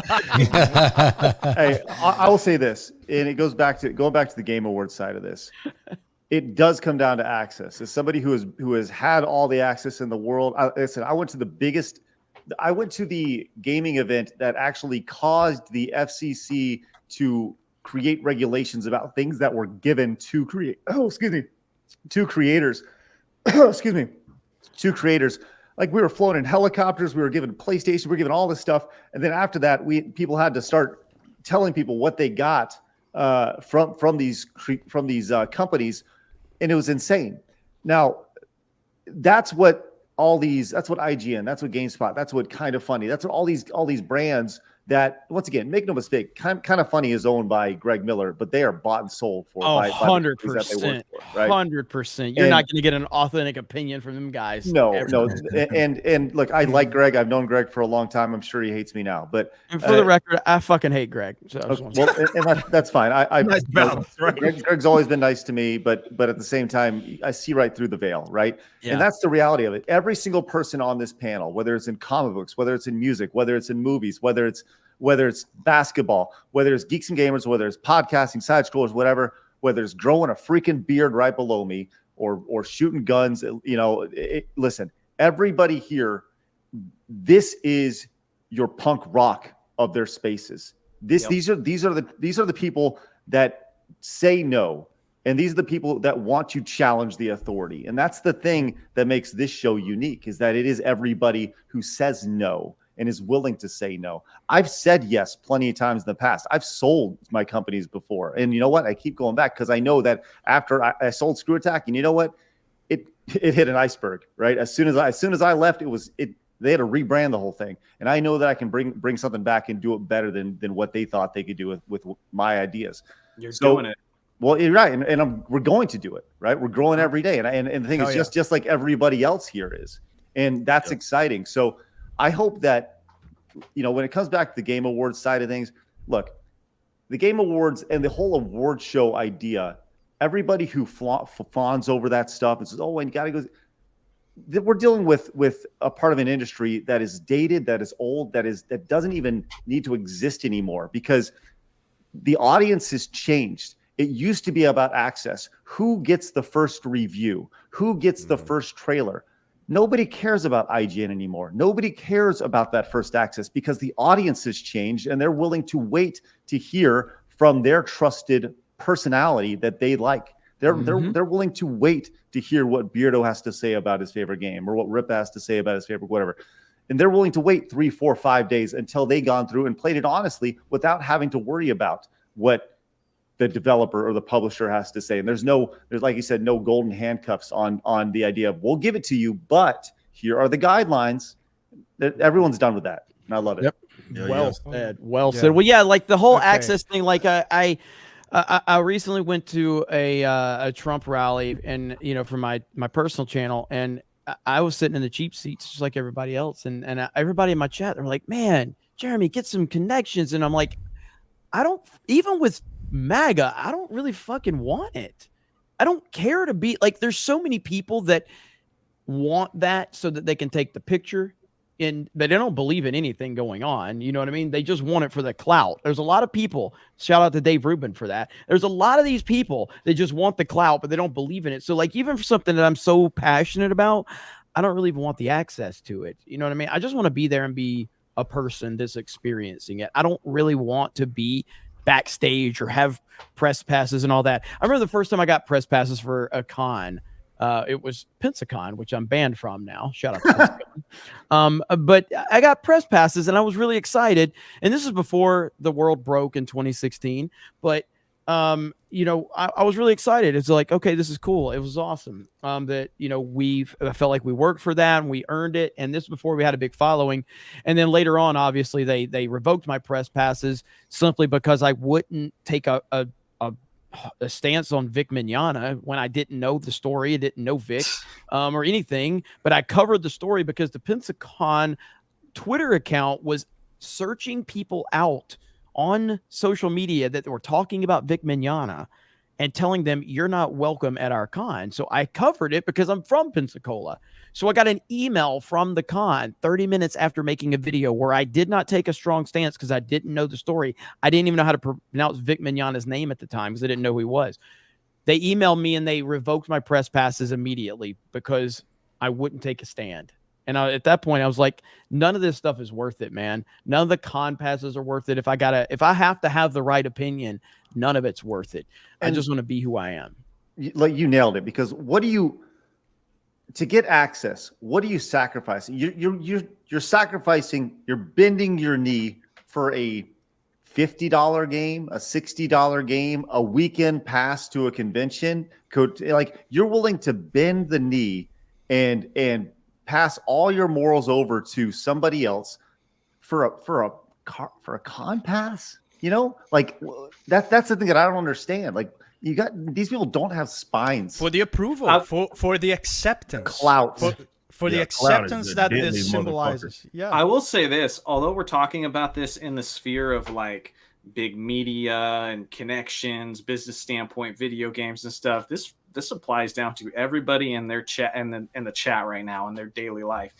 Access to your friends, access to coworkers, access to people that if they actually know how you felt about things, and if you weren't the kind of people like Ripa and Craig have, where it's like, we support you in secret, and you just came out about it, they wouldn't be your friend anymore. So you're trying to maintain those relationships. But again, it plays into Craig's point. What are you keeping, really? So that people who don't give a damn about you and who would wish you were dead if they knew how you actually felt about things still communicate with you? Like, I think it's a challenge for all of us, and like every step of life, including the people in the chat. Like, well, it's just have integrity, just be honest, be transparent about who you are and what you're for. Those people are not my friends. They're not my friends, and I know that. And like, they're hangers on. Oh, and trust me, when they get a chance, they'll fucking throw your ass under the bus. Like, well, you know, me and Josiah have experienced that, like, you know, working with people and trying to build a team that you can trust and stuff. One of the first things we talk about is like, so like, we're on the internet and these are the people we're associated with. These are our friends and people we talk to and stuff, because the last thing that we're interested in doing or dealing with is, you know, people that are like, oh, I looked you guys up, I didn't realize you guys felt this way about that, or I didn't know you felt that way about stuff. And we've had that happen before, where people are like, oh, I don't want to associate, or we've sent emails and talked to people, they're interested in working with us, and then the second they find out anything, they ghost us and they don't want to talk anymore. And that's fine. Like, I don't want to work with you anyways, like, you know. But the thing is, like, the people that we work with, it's amazing how many people, like actual real people, like, you could talk to and go, yo, these are my political beliefs, or this is what I talk about, or this is what I'm doing on the internet or whatever. And they go, I don't care. Like, we're here to make fucking movies. What the shit does that matter? And then, like, we've had people just be like, what? I don't give a shit about any of that. None of that means anything to me. All I want to do is make cool shit. And that's what most of us want to do that are creators. You know, we're just on the internet just trying to hang out and do cool shit. But, you know, also, you know, to the point, and Ripple brought this up specifically with music and stuff, but, like, go look at the music industry right now and how many of these fucking people are chasing their masters and trying to get contracts and are broke as fuck. People that, like, are some of the biggest names out there in the industry, broke as fuck, because let me tell you about it. Some huge metal musicians that I've toured with and that I worked. I'm not gonna mention, of course, but man, they it's like they live in the smallest apartments and they have the humblest lives. I've toured with bands that go home and work at fucking Firehouse. Exactly. They have day jobs. They don't even make a living with music. People you in the chat know. People you in the chat have heard about. You have bought their albums. They have day jobs. Yeah, They go home and work at fucking Firehouse. It's a fucking nut. Like that was one of my first big like. I remember going on a tour and people that followed us, you know, when we went on those several runs for those couple of years with Backwards and some of those bigger bands that we were touring with. We were more financially secure than all of them, and these were some of the biggest names in post-hardcore and metalcore fucking music. And they would see like our van, right? Our bus is like decked out, right? It's decked out and all that shit, and they be fucking touring some shitty fucking Ram or some shit. And they're like, how y'all we you know, like they would ask us, right? We would have people come on the bus to just talk to us about business shit because they are fucking clueless, right? Yeah. Way bigger than us, and they should be the one, and they're older than I am too. Because you know, when Backwards came up, I was fucking like 25, right? So I was like one of the younger cats that were on these tours, and they be asking us questions about the economics because they're fucking broke, like they don't have fucking money like that. But that's because they thought that, well, we sell off our rights, we get that fast track to you know, getting access and getting in front of everybody, like that in itself is going to be worth it. And it's just not the case. And this is why the comic book industry reminds me so fucking much of the music industry, especially the metal industry, because there's a lot of creatives that you guys know that have all these fucking nominations for Oscars and shit, and they ain't got shit. They ain't got fucking no fucking money, and fucking all some of the biggest names in comics are some of the brokest fucking names in comics. And it's a fucking problem. But you know, that's kind of what happens when it's just like, yes, I want the access, I want the straight track to getting as much money as I can right now, and you're not thinking long term, then that's what ends up happening. Yeah, that's what I was talking about. When you refuse to get your business life in order, and you outsource that to a third party, of course you're going to go through that. There's someone taking 82% of a revenue. How do you want to have money? And they are not on the trenches with you. They are not on the front lines with you, seeing what are the necessities of your band, of your comics, of your game. They're those distant overseers trying to administrate something they not even work on with you. Yeah. So you know the necessities of your band, you know the necessities of your business, and it's the responsibility that you have towards your own business to learn that sort of stuff. I agree. Like let me speak to that real quick, because just so context, so people in the chat know, since we're talking about entertaining and shit, entertainment.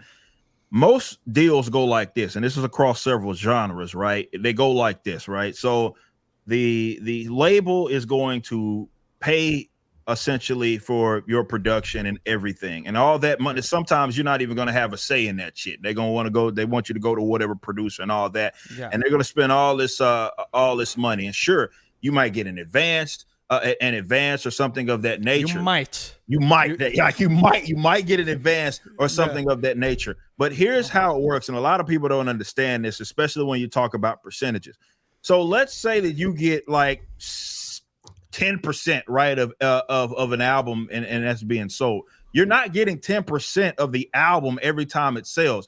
That your 10% and every bit of your 10% has to go to making the money back first that they spent to get it fucking produced and marketed and all that shit. And this is why often it was a loan. Yeah, it was a loan with what you got, right? And this is why often artists never see a dime. They can go fucking platinum, and they'll hardly ever see a dime. They can't possibly make that money back because that 10% every time you fucking make a sale. So if it's a $10 joint, you're not getting $1, right? Every time that sells, that dollar has to go to paying that back. It only is until you paid that back when you start making actual money off of that, and that's hardly ever for they the deal, so you can't make that money back. It's fucking so insane. if your album costed 10 grand to make, you're only seeing 1 single cent after your album makes 10 grand. 10 grand, yep. That's what recoupable means. They will put that little word in there in the deal. We're gonna give you a 5K advance, and we'll pay for your 5K cost album, but everything's recoupable. Yep. Well, that's why because I was going to be a big time musician and have millions of subscribers and all that. I looked at the cuts. I looked at the cuts and I was like, look, man, I'll let Dan, less talented people, I'll let them elevate themselves. I'll just stick to reading Brie Larson articles all day long on YouTube. Grateful. That's fine. Okay, real quick. So Craig has to bounce soon. So before Craig leaves, I've only got a few people on this panel that can talk about this next topic. We'll make it quick. CM Punk returned to wrestling, to WWE specifically. I know Beardo really wanted to talk about this, and we're going to let him stay quiet because it's his echo. But so, Ripa, have you followed this at all? I know you're old school wrestling person. Yeah, I know. I saw a little bit. I didn't see it per se. I saw some of the footage and all of that of him returning to. That's what, 9 years, right? Not 10 years, 10 years. Well, he left WWE. Went to AEW in 2021. Went to AEW. And that went not great. Had a pretty good opening, obviously a legendary opening, went super viral when he came back to AEW. Made a lot of promises, and that fell apart rather quickly. Then he got fired from AEW because of a physical situation, altercation with him and Tony Khan, who's the owner. Tony Khan, quote, said that he feared for his life, and that's why he fired Punk. Which is the most beta thing I've ever heard. And then Punk, who historically has really been not an easy guy to work with, which doesn't bother me. That doesn't bother me. What bothers me, and I'm a fan of CM Punk, the wrestler. I think he is a phenomenal wrestler. I think he's phenomenal talent. He's phenomenal on the mic. He's great. He's a great in-ring performer. I think he's a terrible person. And he's brought his politics in it. He does have TDS. I don't like him from that perspective, but I do like him as an entertainer. So he had a lot of bad blood with WWE over the years. It was long believed that he would never come back. But anybody who's a wrestling fan knows that with the WWE, with Vince McMahon and now Triple H, you never say never.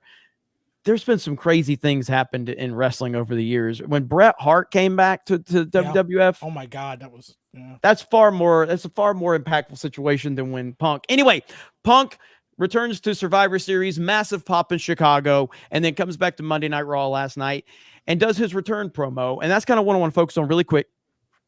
I thought his promo felt extremely flat. And it basically was regurgitated from his AEW promo, which I thought had a lot more poorly, bro. Like I'm poorly, absolutely. Again, nothing against CM Punk as a wrestler or anything, but yeah, that some of the things being said, that's all everybody's got to point to is like, okay, well, kind of. Yeah, you can feel some kind of way. It's wrestling at the end of the day. I get it. I get it. I thought it felt kind of flat, but authenticity is kind of what Punk is operating. Because what Punk does a good job of is he blends the lines of wrestling, and this is where it makes wrestling good. Is when you have to ask yourself, is this real heat or not? Right. Because most of the time you have to. When Bret Hart and Stone Cold were going at it, you had to ask yourself, these guys fucking hate each other. The fact was, Bret Hart's the reason Stone Cold's career took off. Bret Hart was instrumental in Stone Cold's career, but on camera, you had to ask yourself that these guys really hated each other. Go ahead, Craig. Nah, so what's interesting about this is you got a dude who burnt all the bridges. He didn't just burn the bridges. He burnt the roads leading up to the bridge, right? And WWE saw an opportunity to bring him back, have the stellar pop. And then, there was huge in Chicago. Nobody's gonna get that type of pop except for CM Punk in Chicago. But it seemed like people were less than enthused last night when they were in Tennessee and they had the show. And people were like, all right, we've kind of seen this. It was cool that he's back and all that. But it wasn't nearly like that 100% wow, And he comes out and he gives us like, I'm home. I got this tear-felt promo where I'm home. This is where I belong. And he wrote this line of like, I never should have left, but I left and I came back and now I'm here to correct the rights and the wrongs. Or it came all wishy-washy and it was really beta.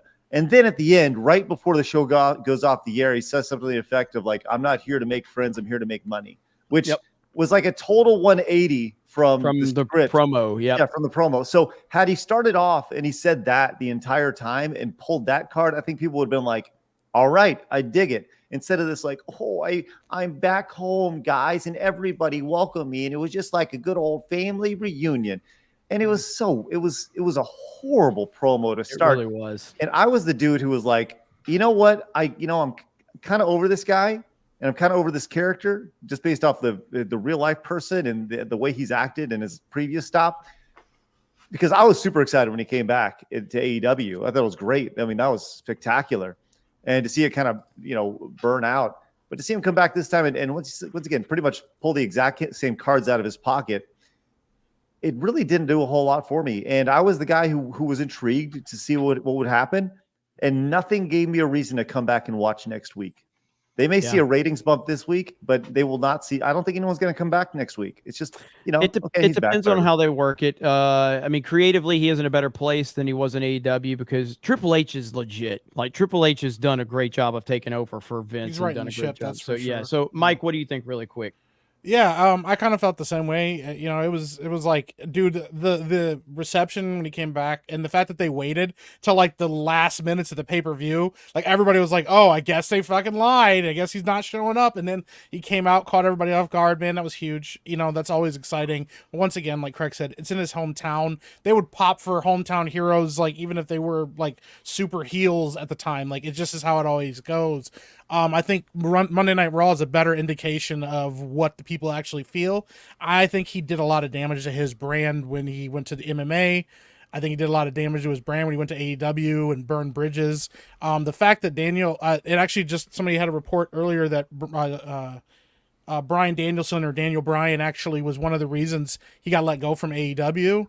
And those guys were like friends on the indie circuit. I mean, like, those guys were like bros, and Daniel Bryan was like huge. CM Punk was a huge indie guy back in the day. And the fact that even he was like, yo, he's got to go, I think says a lot about what CM Punk is to brands now. Cool that him and WWE managed to bury the hatchet, but I think him just coming back and everybody thinking he's going to be dropping pipe bombs and all that stuff, I don't think he has it in him. I don't think that the industry's in a place for him to do that. I think a lot of kayfabe and a lot of like stuff has been seen behind the scenes, and so we already know that a lot of these promos are not as real as they act like they are, and I think that also has kind of hurt Punk. So I don't know, man. It'll really see who he rivals with or goes up against to see how that works. But I don't know, man. I wasn't as excited as I was hoping I would be with him coming back. So I don't know if I've ever seen someone that does have the home field advantage in wrestling that he does, but it's such a drastic drop off everywhere else. When he's in Chicago, man, I ain't never seen anything like it consistently in wrestling. Like, when he is in Chicago, he gets pops that are. They're not they're huge. The biggest pops ever are Stone Cold. All right. Those are the biggest pops ever. But he's not getting Stone Cold Attitude Era pops, but they're pretty fucking close to anybody else's. They're huge, but there's a drastic drop off when it's not Chicago. And again, I do like Punk. I think Punk's a phenomenal talent, all-time talent. He's not as great as like Shawn Michaels or Bret Hart or anything like that, but he's definitely. If those guys are the top tier guys, I'd say Punk is a level below them in terms of his mic work. Yeah, his mic work, his in-ring work, and his marketability. He was, because he outsold John Cena back in his heyday. Yeah, he did. So I mean, during the summer of Punk and everything like that. But I don't know. It'll be interesting. I'm interested enough to watch. I have not watched Now, I was a huge Punk fan before he quit back in 2013. That was the last time I watched wrestling consistently. I watched AEW a little bit when he came back, short-lived. It was nice when he came back, and then Daniel Bryan came over, or Bryan Danielson is what he goes for now.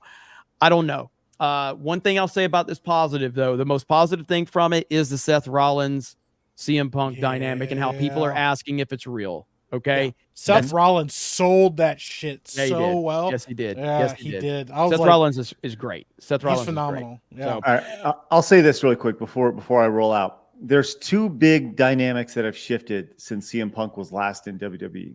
Obviously, Triple H is now head of creative, where Vince McMahon previously was. And the other one is that WWE is not owned by Vince McMahon anymore. Right. It's a joint venture with the UFC called TKO. So there's a completely different ownership structure. which will change the way that he has the leash to go out and drop these pipe bombs. Yes. If you really think they're going to give him an open mic and be like, go out there, CM Punk, go ahead and have fun. No, that ain't going to work. That ain't going to fly.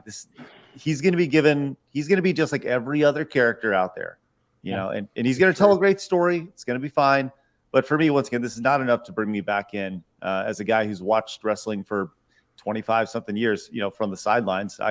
I'm in when it's hot. I'm out when it's not. And this was just enough to almost bring me back in and make it hot. But he failed on Monday night. Final question for you. If Triple H can pull off the impossible and bring Chris Benoit back, are you willing to watch? I'll say this, man. It'd be tough to see that corpse go down there and do a triple suplex. Just saying. That'd be rough. Greg, let them know where they can find you, man. Let them know where they can find you. All right, you guys can find me over on the Side Scrollers podcast. You guys can find us every Monday through Friday at 11 a.m. Central Time. We're growing like a weed, everybody. Come join us. Past 57,000 subscribers. Our goal is to get to 60,000 by the end of the year. We'd love for you guys to come over and join us. If you guys watch G&G Daily, come over and find us afterwards. Treat us like a post show. And we talk about different stuff than they do. You know, and Jeremy and Ryan and Jay do. We you know, it's gaming, entertainment, culture. We're trying to bring common sense back into this space. And so far it's been working out pretty good. So we'd love to see you guys over there. Appreciate that. So all right, guys. Thank you very much. Looking forward to seeing you guys again. Have a great night and hail the 199. See you guys later. Take it easy, man. Take it easy, Greg. Thomas says, pull Jeremy Southern card. Ric Flair's the man, dude. Ric Flair is the man. Flair's the GOAT. So it's either him or Austin. Those are the two GOATs. Did you see Ric Flair's interview the other day that he did? Shannon? He said, where he said who he thought the GOAT was. Mm-hmm. Yep. Oh, he said Shawn Michaels. He said it's Shawn fucking Michaels, baby. Of course he did, but listen, I love Nate. Okay, I love Nate. He's also said Austin's the GOAT multiple times. Yeah. Also said Hogan. Like he respects the greats. Okay, so but he did, like he said at his. I think he said at his Hall of Fame speech, his second one, I think, or his first. I can't remember. He's point blank said Stone Cold's the greatest of all time. Flair's the greatest of all time. It's Flair, dude. Come on. I can see. I can see the argument. Yeah. I can see that. If you're talking, I mean, when you think great, I mean, it's like, you know, you're talking who all did, like, you know, it all in combination, right? With promos, mic, and in-ring performance, and everybody has kind of, you know, you start mentioning some of those names, like they all had their advantages, you know, in certain areas. Like Bret Hart is probably a better wrestler than all of them, right? As far as just technically, he's probably a better wrestler than nobody got hurt on his watch. He's probably the fucking greatest wrestler, greatest technician of all time, like of all time. But Michaels is the best performer. Yeah, that's true. And then Mike is just so many others that you'd have to, Flair's up there, Rock's up there, obviously. Stone Cold is up there as far as like that aspect of it. But yeah, when you're talking greats, you're talking guys that could, and then that's where Michaels really wasn't the best at, right? Michaels was terrible on the mic. As far as on the mic. So was Brett. Yeah, it's like you're gonna have to try to find. And that's where I break it down. Like when we're gonna have this wrestling to stream one of these days. I promise. Stop talking about for a year. One day it's gonna fucking happen. Bro, CM Punk came back before we had the stream. Good point. We might fucking see Benoit come back to the ring before this happens. You're right. CM Punk came back before my stream. Hell froze over before we had this. Damn. Came back twice actually before the stream. He came back before the stream. Holy shit! All right, that was good. That was good. All right, we'll slow down the wrestling talk now. Let's get to some super chats really quick. This has been a damn good stream. I really loved the video game music discussion. It was really good, great, man. So, all right, where are we at, Beardo? Because I know we're going to see how your mic holds up. And Rolo said he would help read if we need to. So we'll see. First, let me get to this last 50 that we didn't get to earlier. Elite Neo for 50 says Journey to, is it Silas? Is a somewhat obscure NES game with a banger of a soundtrack. It was developed by Sunsoft. I remember them Sunsoft games. So, of course, it's a banger. Jeremy, if you're so inclined, look up the Journey to Silas OST original soundtrack stage 1 theme and give the chat a sample. Okay, let me look this up. Beardo, you go ahead and start reading. All right, Lord Beardo is going to read some super chats here. It is pretty echo. It is pretty echo. I mean, it doesn't sound bad. Really, no, I'm just fucking with Beardo now. Really so, sounds like his god. He does sound like the voice of God. Right Wash Snow Ghost for $20. I'm wearing Rippaverse hat and shirt to the Woke Seattle Comic Con in my area to represent the Fellowship, and I'm in a wheelchair, so it would be good. It would be good videos of them messing with me. That may be your shield right there. Thanks for the 20. Hefty for $10. Can't wait for the Eric July. I can't wait for the Eric July was always a Nega Band song. You really navigated that one for a second. Yeah, proud of you. I didn't think about it. I like the No Beardo is better, still gay. So still like he can't get away from. He's still gonna get roasted. So they're like, he's too loud. He's too low. Okay, dude, this is just wait for about the 8 or 9 seconds. This is pretty freaking good. This is pretty. Just wait just a minute.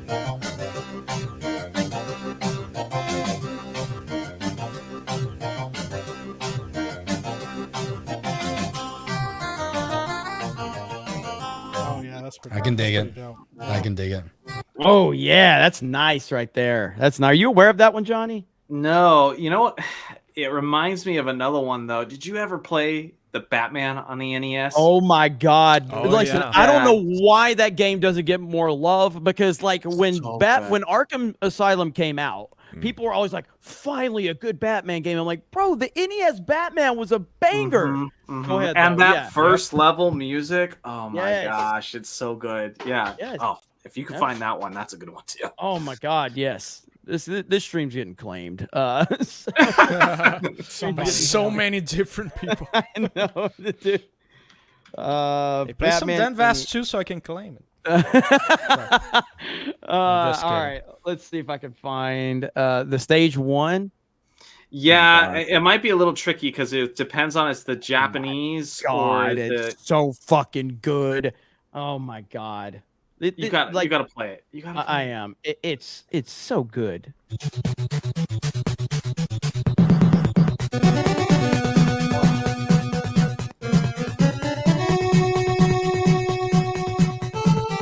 That's good. Oh my gosh. Oh, and I didn't even get to like the drop yet. It's I so know. good. It's so good. It's like it's perfect for the pace of the game too because it encourages you to sort of go faster.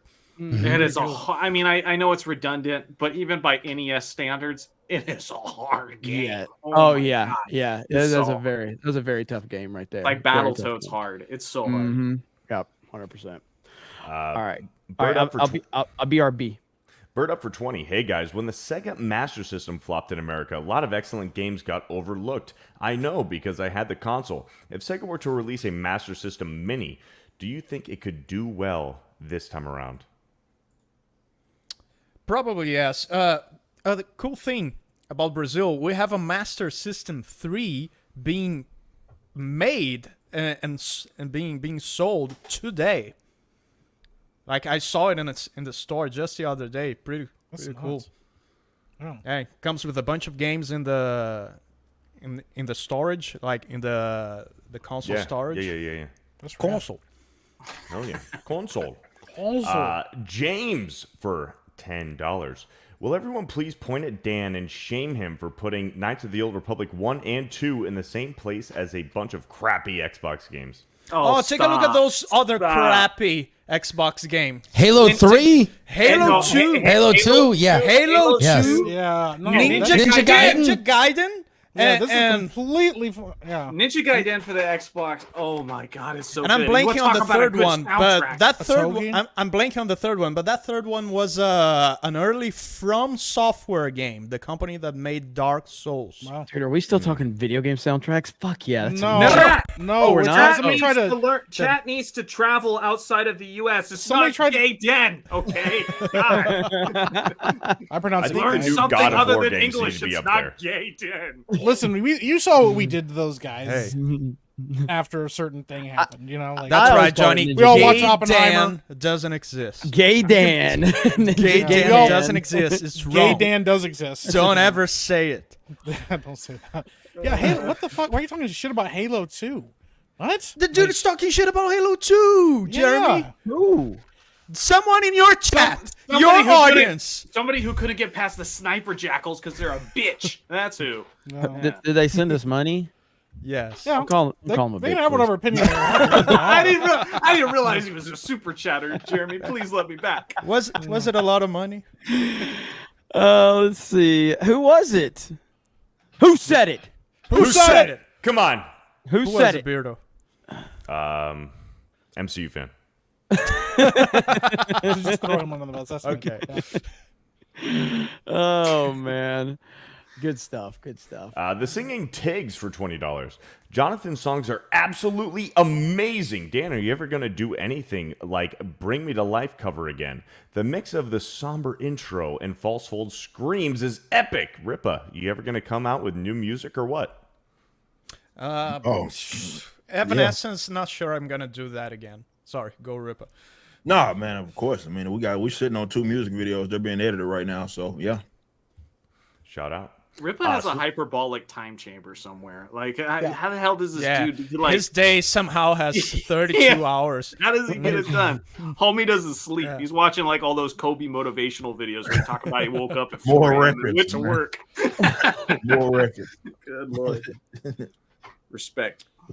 Slade Lawton for $10. Ripa, I can't decide what's worse, Beardo reading super chats or the San Jose Sharks. Honestly, I'm leaning towards Beardo reading super chats. That's pretty low. Thank you for the $10. Bruce for 20. Pump for Jay's next campaign. An Alpha Core closing in on $1.1 million. It is. Shout out Jay. Lover of Green dropped 5 gifted memberships. Let's go, baby. Let's go. And says, just gave my first ever gifties.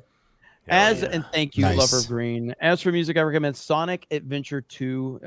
If Sonic Movie 3 incorporates music from that game, it'll make more money than Five Nights at Freddy's film. Hail the 199. Hail. Sonic Adventure's the 3D ones, right? Or not? Hang on. Which one are the 3D ones? The first 3D Sonic games. I'm not sure. I only played the 2D side scroller ones back in the day. So I didn't play any of the newer ones. Hang on, I'm trying to give somebody a code real quick. I didn't play any of the newer Sonic games. I've been wanting to, but I haven't gotten into it. I hear good things about Sonic Mania. Dreamcast. Those Dreamcast right. ones. By the way, Sonic Mania, I did play that one like a bit just to try it out, and I liked it. I think a lot of people were criticizing that one, but I liked it. Really? I thought that one was the one that got really well accepted.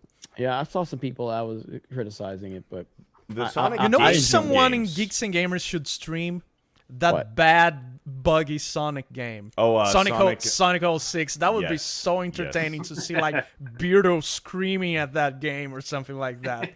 That would be cool. It's so popular on YouTube. Like just like people play through it exactly for why you said, Dan. Because... Exactly. Yeah. Just to be angry.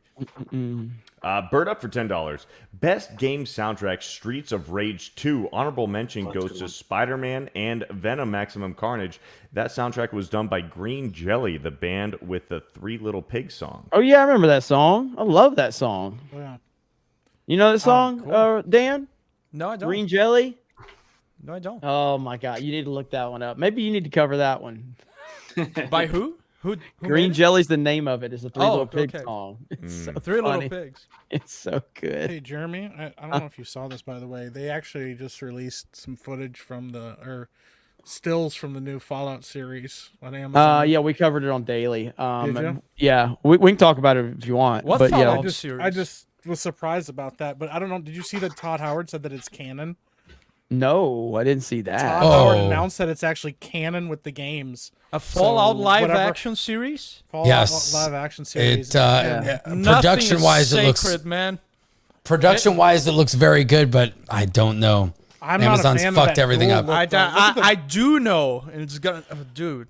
modern day Bethesda, man.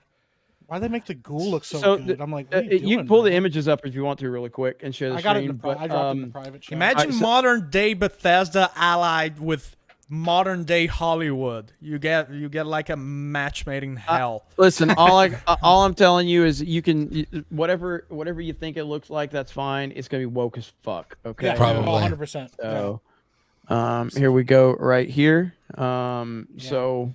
Oh, I saw that. I didn't know what it was. So, like the armor looks that great. armor looks pretty awesome. Looks awesome. That does. And that's the assault rifle there from Does like. it? Yeah, it does. It does look really good. But like he's supposed to be a ghoul, and I'm like, that doesn't look like a ghoul, bro. No, like, it doesn't. It looks like Red Skull. Yeah, it just looks like a regular dude with like missing his nose. I'm like, no, ghouls. I will say Ghouls this. are supposed to be zombie-like. How you doing, smooth skin? The last time I really got excited about a TV show properly adapting armor was Halo. So, yes, sir. That's the problem. Yeah.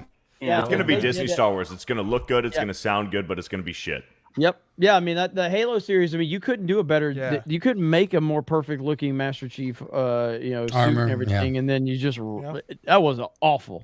Well, he never wore his fucking armor. Yeah. I'm gonna say, I think he was assassinated worse than Luke Skywalker. I think. Yes. I think absolutely. Master Chief takes the top spot. Listen, Master Chief was an absolute mess, bro. All he did was show off his ass. I mean, the whole you're series. comparing like the worst thing to the worst thing, so I'm not gonna like knock anybody for disagreeing. I'm gonna throw Snake Eyes into the ring if we're going that far, okay? Because the Snake Eyes live action movie was fucking horrific. Yeah, all right, he show his ass cheeks on camera.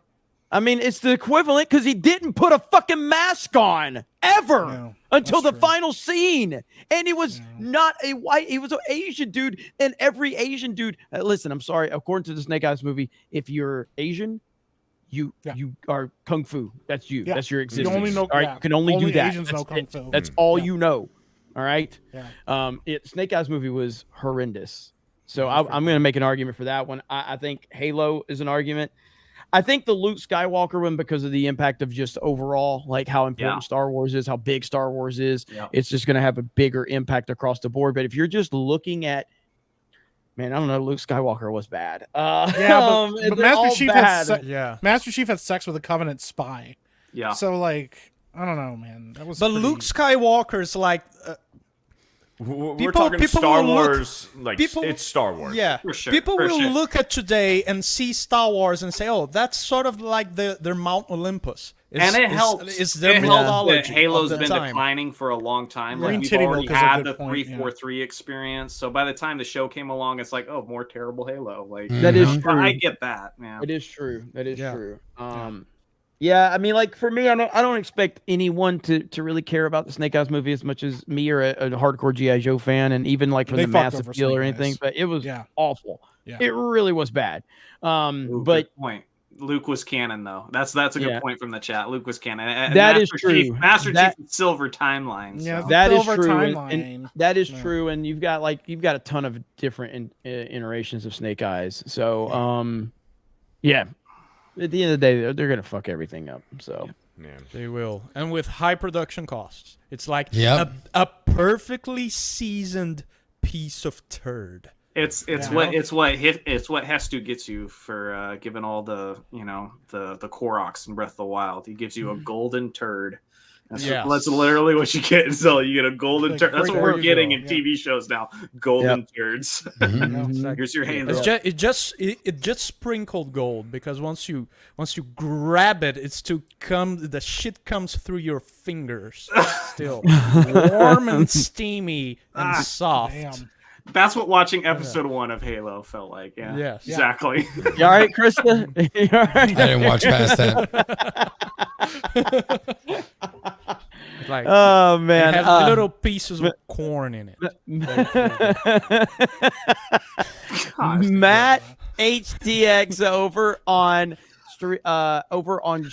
Rumble says, "Hail the 199. Did you hear about the Disneyland streaker at the Small World? Clownfish covered it." So I didn't really I'd heard about it. I didn't say anything until Krista brought this up right before we went live. She goes, "You're going to talk about this?" And I'm like, I really haven't seen much about it. Saw the video. Fitting that he was in a Small World with his pants down. I'll just say that because he showed his wee wee. It's bad. Well, Yeah, It's he stripped naked in It's a Small World at Disney World California, and some people got footage of it, and you saw his entire package. It's on there on Twitter. I wouldn't even and qualify it as a package. little. but like, his you're little on a boat on that ride. It's a tiny his wee wee. wee. Vienna sausage, yeah. So it was on a boat. small pee-pee? Small, Yes. yeah. Small Small PB Fit energy. in. It's a real Tiny. small world, isn't it? Anyway, guys? so yeah, you saw that, and he got obviously escorted out in some bag. I would with Was respect he him. on drugs? Was he on drugs? He had to be on there. I would bring Yeah. him onto Tuesday night's main event if he would have left saying, "I had shrinkage. I had shrinkage. I was in the pool. I was in the It's really pool." cold out What's here. What's crazy is that people were on the ride as he was stripping naked, and they had He to Imagine stop just stood being up that. on the strapped in. boat. Yeah, they and had, just like got people were naked. filming him like up close. He got off like of the boat, He stripped just naked, ride to and was, ride, like, just a naked dude walking around on the ride. Oh my What god. He age? had been on that. leave. You- What age did he appear to be? Oh, I don't know, like maybe in his late 20s. Maybe mid Late 20s, 20s. late 20s, I would imagine. But yes, so yeah, Mike. He's just riding it, music playing and shit. Just a naked dude just standing there watching.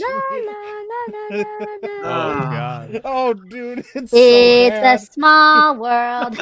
Oh, We're it's all- not pee-pee. It's a small world. We're all- It's a small dick. After Let me see if is there like an edited version that I could pull up to show people kind of Wait, what we're what? talking about? Like an edited version. Like, well, there's one. censored. No, they're not Yeah. censored. It's all out there for you. Jeremy's like, we're Oh, man. demonetized Oh, his ass anyway. is just Bring the all nudity out. on. Yeah, You could find it, but yeah, I don't think we could show it on here. I ain't showing this. I mean, listen, I'll just paint a picture for all of you, okay? Dick's just dangling, bro. Yeah. It kind of looked like Gavin McGinnis was hanging out at the small world. Okay, it's Nice. just, you know, Oh, so man. it's just kind of what it looked like. So Picture painting. yeah, there you go, right there. There's not really any video I can show. Kellen for $99.99. So go, just got off a 12-hour shift. What up, everyone? That show was Halo in name only. Master Cheeks. Yep. Absolutely. I still remember Jeremy getting mad at me when I made a video for Geeks and Gamers Play trashing that trailer. I didn't say And mad. F you, I was right. No, hold on. I was right. You were pissed. Hold on. I was What? right. No, you were like, it I had made a video on them. 75% like to dislike ratio, I was Johnny. making fun of you, but I got crushed for hating on the main channel. I was the first Did person. you? Yes. And fucking Griffin Gaming called me out and saying it was going to be the greatest thing ever. How'd that work out, Griffin Gaming? Yeah, right. Oh, yeah, I was getting crushed. No, I was making Then why were you fun. mad at me? I was making fun of the fact that you were getting ratioed. I was like, at least I didn't get ratioed, motherfucker. All true. right. Well, you're better looking than me. That's why. Damn it. Yeah, I as a matter of fact, listen, as a matter of fact, let me go look because I did get hit pretty hard on that video though. Let's see, Halo. The trailer, Halo pulls Paramount removes. Was this it right here? I will say, well, Jeremy's looking for that. Totally random, off the beaten path. But you want to talk about music that sticks with you from a game? Dan was talking about turds, steamy crap, and all that. Hot caca. Conker's Bad Fur Day. Conker's Bad. Dude, the Pooh Yes. Monster. Conker's Bad Fur Day. I am the great mighty Pooh. I have an 88% on one of them, which is pretty low for me for this channel, and 86%. Yeah, that one got 142,000 views. That was the one that got a lot of these shills going after me. Do you guys know what is your worst ever ratio on a YouTube video? Channels. On Geeks and Gamers, I've never been ratioed, but we were ratioed on the Clips channel because Steph clipped me and Ryan talking about the what is it, the black friend. No. It was a trailer reaction. It was a trailer reaction, and we got for Killers of the Flower Moon. That one. Yeah. Because I was saying that Leo's accent sounded terrible, and so yeah, we got. There That's was the only another one time. too. There was another one. Hold on, I find it. But that's the only time. My worst dislike ratio was like 20% dislike in a video where I was giving everybody the finger for bitching about me making the United States anthem. And when that was before I met you guys. Once I met you guys, and sort of the fellowship came to my channel, then the ratio was over. Now it's like 90 something. Yeah. Nice. I had one that was 40%. It was on the basketball channel, and the first 40 channel dislikes. Yeah, 40% liked it, dislike. So most people disliked it, and the reason 40% likes, right? Correct. And the reason it happened was my first 3 videos that blew up were Michael Jordan related. So Michael Jordan, million views, another Michael Jordan, 1.2 million views. Like, that's really what took on my channel. So my channel to start was a Michael Jordan channel, and I was doing a GOAT series. So after my channel blew up talking about Michael Jordan, I have to make LeBron's GOAT series. And I knew it too, so I put a disclaimer at the beginning, literally just a black page explaining, this is just a series. Your Jordan videos come. It didn't matter. They ratioed it to hell. Man. Baldur's Gate 3. I did a video on the bear sex in Baldur's Gate 3, and I think that had like 49%. Yeah, I don't think I've ever been ratioed. I don't think that's ever had. I've been fucking like 80% it for sure. For me, probably usually it's my Miles Morales shit. They makes it fucking mad. Usually that's what it is. But other than that, I don't think I've ever been like just flat out fucking ratioed. The Ahsoka reaction video is 71%. Is that on clips or on clips? Yeah. Okay. Yeah, that would it's be mostly reaction I videos. got That you guys ratioed on a had Mortal your Kombat ratio. reaction. No way. Like Mortal back in the Kombat? gap. Yeah, I remember that. Like Well, what's funny is so this showed you like so Ryan's always talked about how the most kickback he's typically gotten is when he would go after Dave Filoni. Interesting. The most kickback I got was when I would defend Dave Filoni. Yeah. You know what I mean? Like I had a couple of like 80 and 85% videos defending. This is back in the day, obviously. I fuck Dave Filoni now, but like but I'm just saying like back then when I actually thought he was, respectable, when I would defend him, I would get the same amount of kickback that Ryan would get when Ryan would trash him. That's You know just what I the mean? internet, dude. There's some I know. topics where I if know. like if you're gonna engage in the internet, like Yeah, and that's the yeah. thing, you should not be a YouTuber if you're a people pleaser. Like Yeah, you just that's shouldn't true. Definitely. You can't handle this. Yeah. Like, Yeah. You can be a 90-year-old doing crochet videos Yep. on YouTube. It's gonna Somebody's happen. gonna find something wrong with it. I was talking to someone that's a pretty big YouTuber, bigger channel than mine for sure, and not in our sphere. Has nothing to do with us. I'm not going to name their name or anything, but like nothing to do with us in terms of content or anything. Make really kind of like just not controversial stuff at all. And they were telling me like how the hate that they get. And I'm like, who's hating you? Like, man, you wouldn't believe it. I'm like, why? It blew my mind. You know what I mean? Because sometimes I think like we get hate because obviously people are on Twitter calling us all these names, and I just think like, man, it's just. But no, it doesn't matter what you do. Bro. It doesn't matter. You are going to get crushed on the internet. Bro, That is the fact of it. Mr. Beast provides water for people who don't have it. Yeah. Dude, and he gets hate. Yeah. The guy's It literally doesn't- Cures blindness. Just understand Yes. that, people. Like that's another reason Yeah. you should be bold. Is Yeah. you will get hate no matter what. The guy's literally Mother Teresa online. And Yeah. But then Hassan will make a video calling him out and hating on it and get like 99% approval. Well, we hate. yeah. Well, we give him hate. I mean, Well, everybody gets some. We're hate. part of the 1% that hates Hassan. I don't know. Like Hassan got apparently Hassan got absolutely annihilated for defending Pokimane the other day. He got brutalized. He on was defending her $28 cookies. Yes. It was. Let me Ew. see. $28 cookie. Have you seen that, Dan? Have you seen No, that?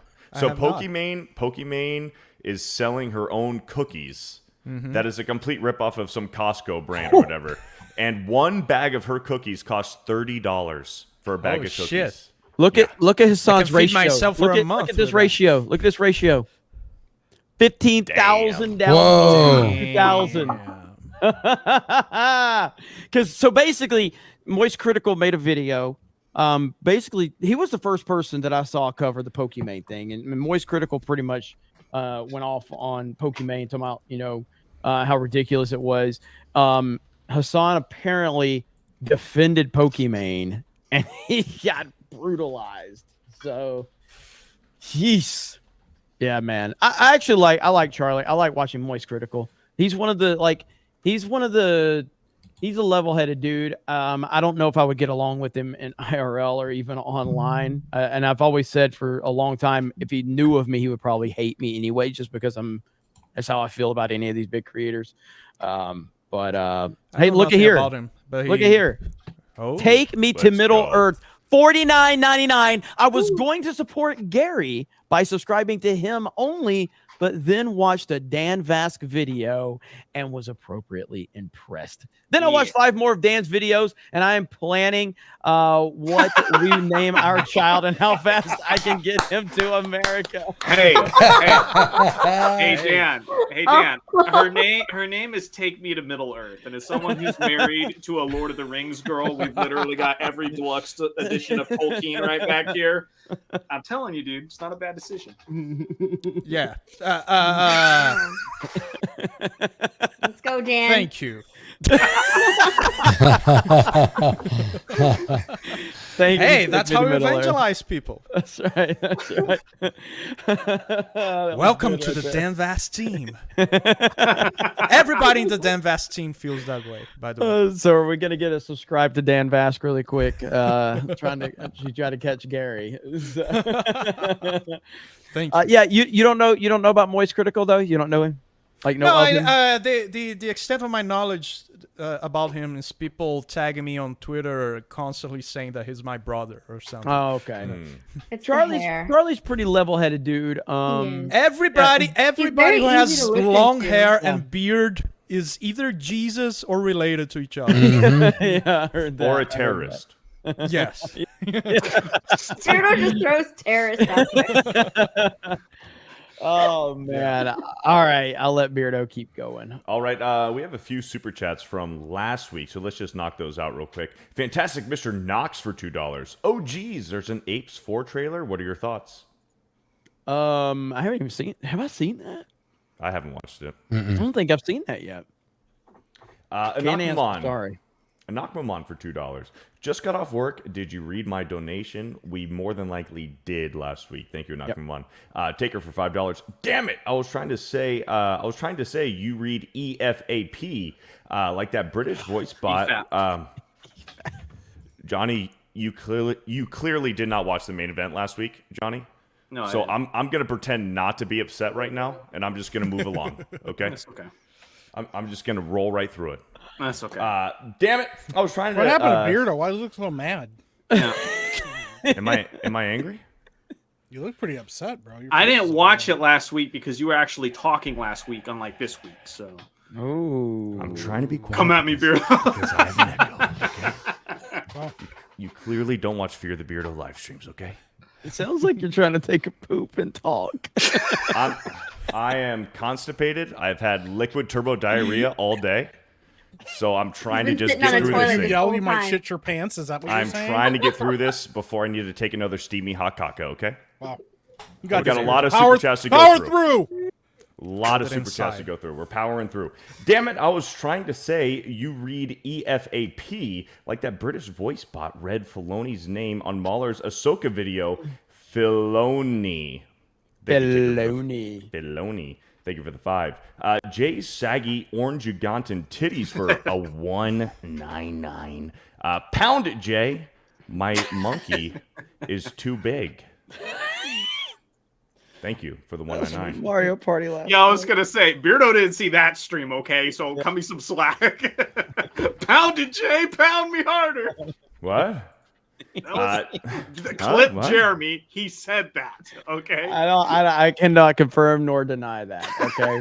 Chat, you saw it. Not a family stream. What I can though confirm is that this, and I forgot, but I've got to do a promotion really quick. All right. So this, where the fuck do I give myself full screen? This December 1st, Friday, the 199 backpack from 221B goes on pre-order. Hell yeah.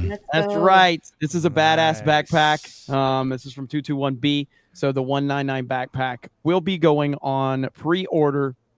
It's going to be $99.99, and it's going to have I think it's like a 5-year warranty minimum on it. But these are really good backpacks. Man, so that's tactical right there. Yeah, it's badass, man. So I'm looking forward to this. Can't wait to see you guys rocking these. So we will be putting those up for pre-order this Friday. So stay tuned, okay, everybody? Stay tuned. There we go.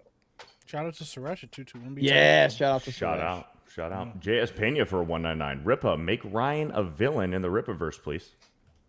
Right. He counts black people on the street. It's the counter. He's like, oh man, there's a lot of good black people over there. Professor X for a $9.99. I'm a bit behind, but this.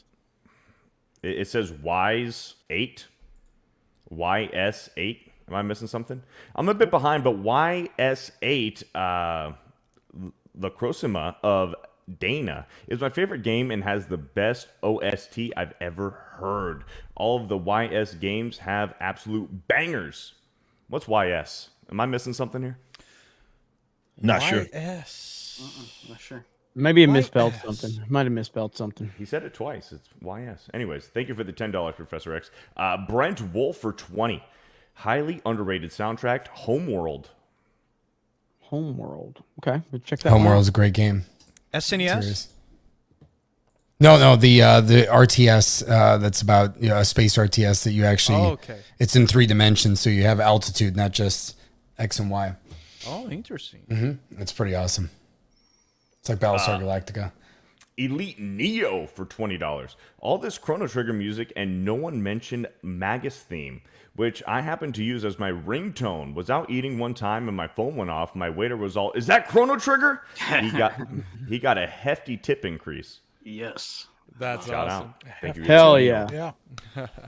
Hayden for 10. I've seen these in the chat a couple times, and not just me. Elder Scrolls 3, Morrowind, and Metal Gear games. Also, Metal Gear NES and Metal Gear 2 Solid Snake. And that's it. So the soundtrack. The Morrowind theme is so good. Everybody talks about Skyrim. Everybody talks about Skyrim, but Morrowind and Oblivion soundtracks. Also, Jeremy Soule, who made Skyrim. Phenomenal. Just phenomenal. So good. So good. Morrowind's the best of the series. So. It's a different cadence. It's like 3x4, like a valse. It's really cool. Marcus Henry for 2. Rolos are weird, and Rolo lost money. That's actually a fact. That is a fact. Bruh. A lot. $5 says bruh. Bruh. Thomas Smith for $10. I would put Chrono Cross in my PS2 and walk out the first village and just let that song play for hours. It's the best, man. It's the best. Tomac for a 20. Since we are talking game original soundtracks, I'm just gonna say Metal Gear Rising Revengeance. A soundtrack so good it came with the game. You may want to look up Rules of Nature. I wish that I'm thankful there's so many soundtracks on YouTube that you can listen to, like gaming soundtracks. But what was that one channel? I don't know, Johnny, if you remember. There was a channel, like a huge channel that had all the Nintendo original soundtracks on it, and then Nintendo took it down. No. They upload soundtracks. Yeah, it was like Gunner or something. I can't remember. That's happened a bunch of times. I know, but this was a big, like this one. They had a lot, and Nintendo took them all. That's what's scary about Nintendo. You could be good for like years, and then Gilva Sunner. That's it. Yeah, or Silva Gunner. There's a couple of different versions of it. So that's it. Yes, Silva Gunner. That's it. So that was that channel had so many good, legendary soundtracks on it, and they took it down. No, but people are relentless. They keep re-uploading them. So yeah. Well, again, Nintendo. This is where I don't understand it. Like Nintendo, people literally will buy in the millions your soundtracks if you'll just make them available. They're like, nope, I don't think I will. Yeah, nope, I don't think I will. Novak for $20. This is more recent, but the Ghost of Tsushima soundtrack is equal parts beautiful, epic, and tragic. One of the best ever made. Yeah, the chat loves that subject. Yep. Yeah, I'm happy about they love that subject too. Beardo's Ricada-sized shoulders. Hey, what are you talking about? For $5. He goes to the gym, stares at the mirror, stroking his facial pubic hair for 45 minutes, does some squats, and then leaves. Thank you for the 5. Jay's saggy orange Ugandan titties for a $1.99. Hail Beardo. A hail to you. There you go. Hayden for 10. Cuts us an ad like Gary has for Meta PCs and then slams it in our faces at the beginning of every stream. Put some cool music behind it. Probably not Baka Mai Tai, but that'll sell that $1.99 backpack. Baka Mitai. Yes. Yes. He said yes. Yes. Sure, man. Baka Mitai. And that's why Dan's here. Thank you, Dan. Yeah. The guy that said glamour. What did he say? Glamour. It's the proper French pronunciation. Dan, is it Ninja Gaiden or Ninja Gaiden? Ninja Gaiden. Thank you. Okay, see, this Gaiden. gets it. It's Gaiden. Is it It's also how you say it in Portuguese too, Gaiden. It's I Geneva, split right? the difference. It's Gaiden. Yeah, I say the Gaiden. Yeah, I say Gaiden. It's Gai. That's Guy. It is Guy, but it's a Gaiden. Japanese Gaiden. can't tell me anything. Yeah. So, yeah. I lived there for like 2 years, so I can say. Well, I want. we pretty much own them in the 40s, so yeah. There you go. After that, they don't really get to say anything. Wrote their constitution, so. Yeah, we kind of saw what happens if they cross us. So they just gotta let it go after a while. Hayden for a 20. Beardo, look up the drink. Chickamy? Beardo, look up the drink. Kitchemy? I think you can make a cooking stream. It seems like it would be pretty tasty. It's from Panama, I believe. When I saw it, it made me think of horchata, but this seems like your thing. I'll have to give it a look. Hopefully I pronounced that right. Alfavre for $20. Question for Ripa. I got ISOM 1 and 2 and Alpha Core. It made me nostalgic for old Milestone stuff, and the owner at my local comic shop said Milestone stuff is taking off all of a sudden. Do you think Ripaverse is an influence? I mean, your comic book shop is going to know more than I do about like some of the recent Milestone stuff. I don't know if he's referring to older stuff. I do not see that newer stuff taking off with this recent reboot, such as Vita Allah's Static and all that. I don't see that happening, but I don't know. I really have no idea if there is a reboot. I mean, they see the numbers, so his experience is his experience. So I don't know if he's referring to the old stuff, maybe back issues or the newer stuff. But I don't know. I mean, I don't know if we have anything to do with that. I don't think there's anything being done right now with Milestones, so it could just be natural. It's just kind of people are into that stuff, maybe. Captain Ishii for $10. Do you guys think the new Peter Darker? Do you guys think Peter Darker is ever going to fade away, or are we stuck with him for now? I just don't understand why they insist on forcing him into the spotlight. Peter Parker is Spider-Man. Thanks, guys. I mean, I don't know if he's gonna go away. I mean, they put too much. They've invested way too much in pushing him for me to believe that they're now gonna like not do that. But yeah, I mean, they found ways to make him, but to put him in digestible kind of mediums that have worked for him. Video games, the movies, and all that stuff. So as long as those are probably making him a little money, they're not going to stop. Yeah. But they clearly want him to be like prominent. Comics, it just hasn't worked. It hasn't worked like that at all. But those are not normie Miles' appeal is normie centric mediums. People like the idea of a black guy being Spider-Man. So like there's a lot of normie appeal there with movies and stuff like that. That's why those tend to do better than what their comics do, and all that. So don't expect them to go away as long as those mediums are seeing a little bit of success. The Miles Morales game got a little pushback, right? Not enough to make it unsuccessful, but I remember seeing a lot of criticism saying that it was really forced and that it should have been an expansion of the first game. Yeah. We're getting yelled at for the not knowing about the E series, which is a JRPG series. So yeah, again, I don't play RPGs typically. I play RPGs. I play JRPGs. I didn't even hear of it. Sorry. Who the black guy didn't know? What you gonna do about that, chat?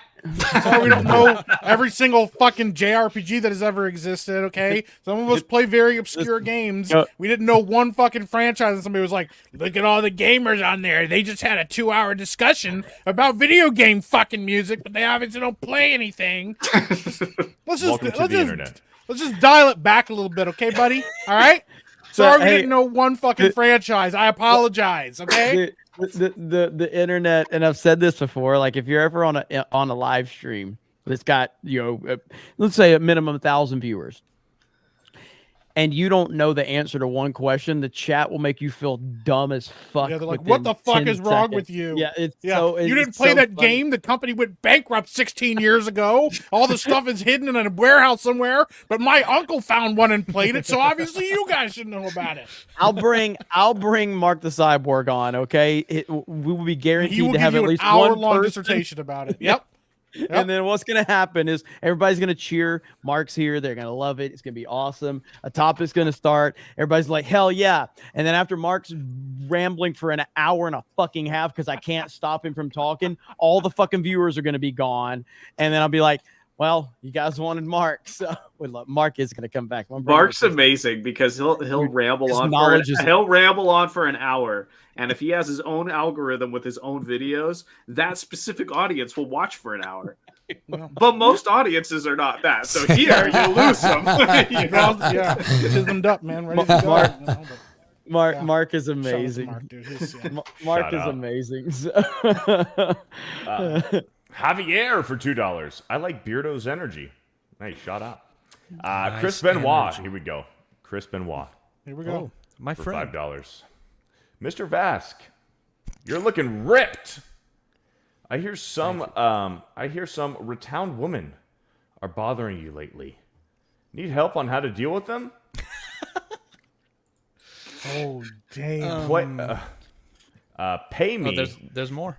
Yep. Oh, pay me with new entrance music.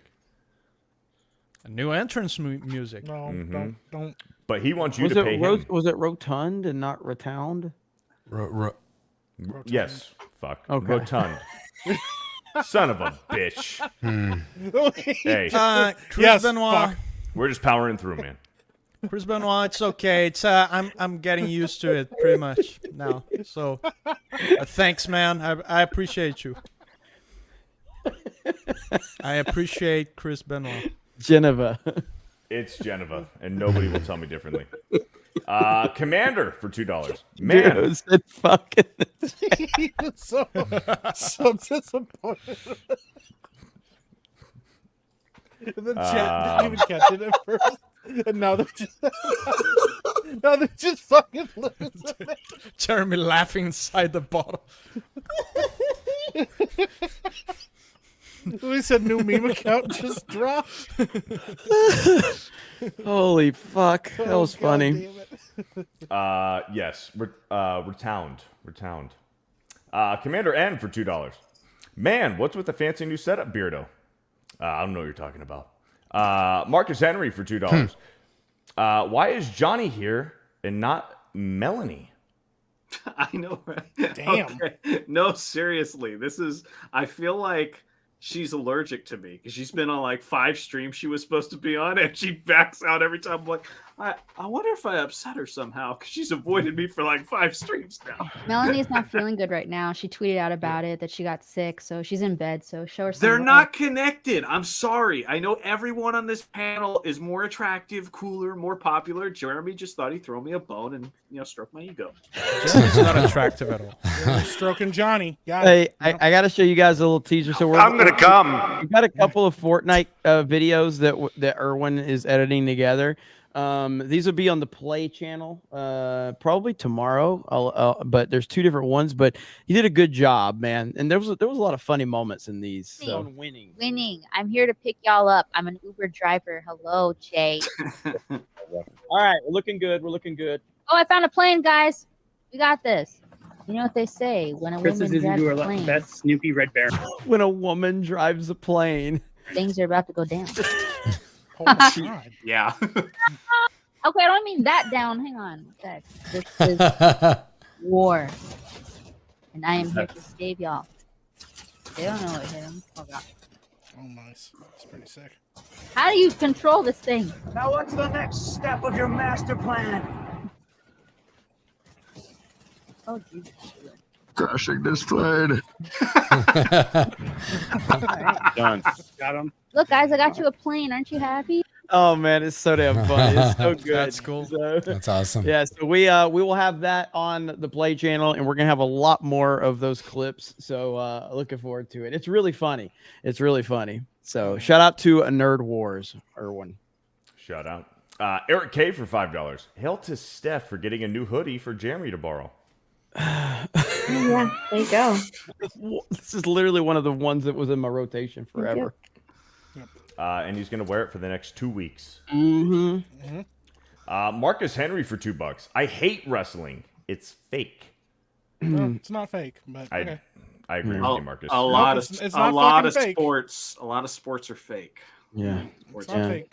I'm posting a video tomorrow about the NBA being rigged for an hour. It's an hour of stories of Oh. NBA being rigged. Well, I'm glad. Yeah, check that out. But hey, we will definitely focus on that very real story of Star Wars. Clearly real. It's all real. It all happened. That's a good point. Yeah. Entertainment. Yeah. All real. Marcus Henry for $2. MMA is better than wrestling. Let's talk about it. It's a different medium, different thing. Yeah. It reaches a completely different audience. I respect the hell out of MMA, especially Dana White with UFC. I wish I could get more into it, but again, I'm not really that into wrestling. I'm into old school wrestling. But maybe I'll follow wrestling consistently if the product gets better. Oh, we'll see. Yeah. I mean, also wrestling gave you guys one of your UFC champions, Brock Lesnar. So yeah. And by the way, calling wrestling fake is just ignorant as fuck. I'm sorry. It's ignorant. It really is. Like it's truly like those guys probably are physically injured more than almost any profession. Well, it's almost like a knock. Like I don't like wrestling, and yeah, that does play into it a little bit. But I get it. Like it's almost like a knock on your intelligence as a wrestling fan because you're like, you don't think I know that? You don't think I know this stuff's scripted? I don't think like it's rehearsed. Of course it is, but it's a lot of entertainment is, and you still enjoy it. Yeah, wrestling some of the is greatest athletes in the world. Yeah, 100%. I remember I dated a girl who had a little brother who thought wrestling was real, and I remember the day I told him it was not. He was like 8 years old.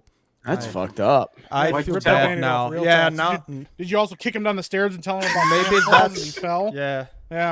Maybe that's why it didn't work out with her. Not real, buddy. It's an illusion. You push him down the steps. Yeah. Eric K for $5. Canman and I are not affiliated with Geeks and Gamers in any way. We are being held hostage to Mod. Please send food and money. Yeah, it's pretty based. Blast Radius for $5. Game Awards hasn't been shit since they snubbed Doom Eternal in favor of The Last of Us 2 for Game of the Year. 100%. Doom Eternal was fucking rad. It's awesome. Yeah. Sideways Stan for a $1.99. Why is Beardo Super Saiyan Blue?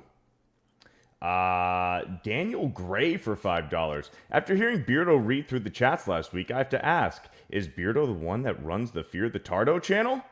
Also, hello, fellow Dan. Hello. I am behind Fear the Tardo. Hero of Light for. I don't know if this is true. This leading report account tweets a lot of shit out, and they get retweeted a lot. So I do follow them because there's good news. But Chiefs fans plan black and red face paint in massive support for boy labeled racist by mainstream. Wow, dude, That'd be awesome. This will be the coolest thing ever if this happens. This will be the coolest thing ever if this happens. I would, dude. I would love that so much. Yeah. And let me see if I can find. There was What's one his other. ass, the one guy that wrote an article about that kid deleted it too today. Did he? Did he? Yeah, he pulled it down. Yep. Because I got something pretty funny to show my fellow wrestling fans here. That would mean so much to that kid, though. God. Yeah. Mm-hmm. Like so, Dan Lebitard, who is used to work with ESPN. He's a kind of a clown, or he is a clown. Dan Lebitard defended Deadspin smearing the little kid because he said you should never use red and black combination on your face, no matter what, because it's racist. Also, so here's Dan Lebitard a few years ago. What a fucking racist! Get out here, you racist! Oh man, what a piece of shit, bro. Yep, hypocrites, man. Yep. So there you go, right there. These people are absolute the scum of the earth, man. Yeah. And yeah, this is fantastic. So yeah, Kane. Now for our non-wrestling fans, that is him dressed up as Kane, an iconic wrestler.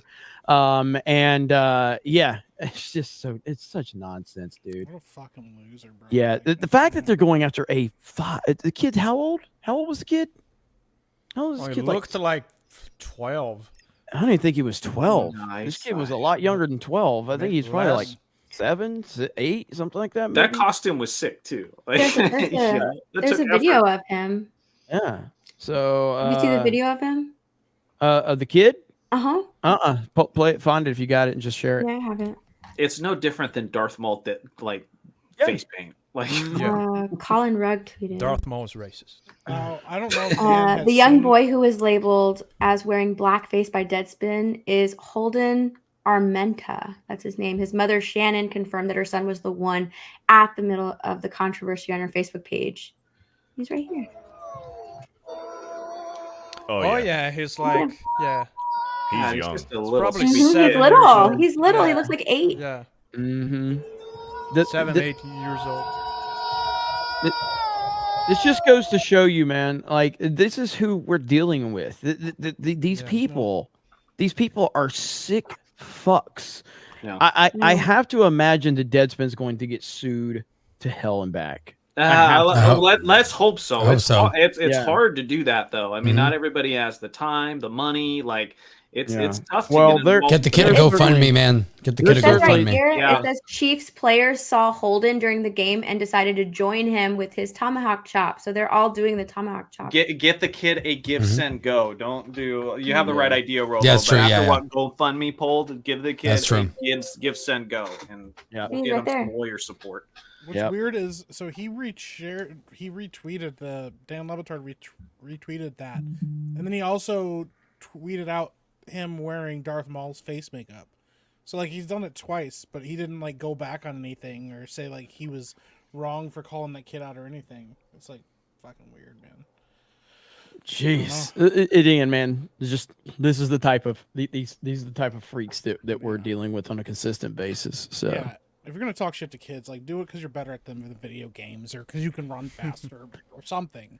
Not be like me, man. Just wreck them in Fortnite. Exactly. 12-year-olds ain't got shit on me. I'll drop tilted all day, and if you fucking kill me, it's because I was lagging or you're hacking. Fuck you. Yeah. Or because you're a bitch. That little Chiefs fan though, he's a sweet kid. He's not the kind of kids that play Fortnite. No, he would They're never rotten. be. He would never They're be a rotten. hacker. Never in played Fortnite. Fortnite. Never be a hacker in Fortnite. He's too good for Fortnite. You would never play that game. No. Hero of Light for $5. WWE in the past has pushed bullshit to the side for the sake of business. Why can't Hollywood just learn this lesson? Oh, yeah. I don't know, man. Flag Ninja for $5. Beardo is glowing like the Virgin Mary. Well, if you couldn't tell by this echo, I am holy. He's in heaven right now. Right? Yeah. David P for $5. Jeremy makes more money off of super chats from Dan Vask than Disney will make off of the Marvels. Hail G&G, hail Rippaverse, and hail to the chat. Shout out. That's probably true. I'm gonna be honest. I never feel bad by grifting off my friends, and I'm actually gonna continue to do more of it. So I'll probably just start. And now it's like I always say you divide my super chats by 5 and you get the real value, but now you divide it by 4.8. Thanks, Biden. I'm gonna start making videos of all my friends, like clickbaiting y'all about like, you know, like I finally exposed a Rippaverse fraud, and it's just me talking about like random G&G shit, and then at the end, I'm gonna have that clip of Rippa. They own crack, and that's how it's gonna end. Look, Jeremy, look. It says update. This child is actually Native American. Oh no! Oh man. Holy crap! The universe unfolds as it should. It's beautiful. Yep. Beautiful. Shout out to ALX. That is fantastic, dude. The media are horrible, horrible people, man. They really are. Mainstream people are. What is this guy? This fucking author's name? Karen, whatever his name. Yeah, Karen. I'm gonna look him up. Dude, the ratio was insane. We shouldn't be surprised. These people demonstrate over and over and over again. They don't care about children.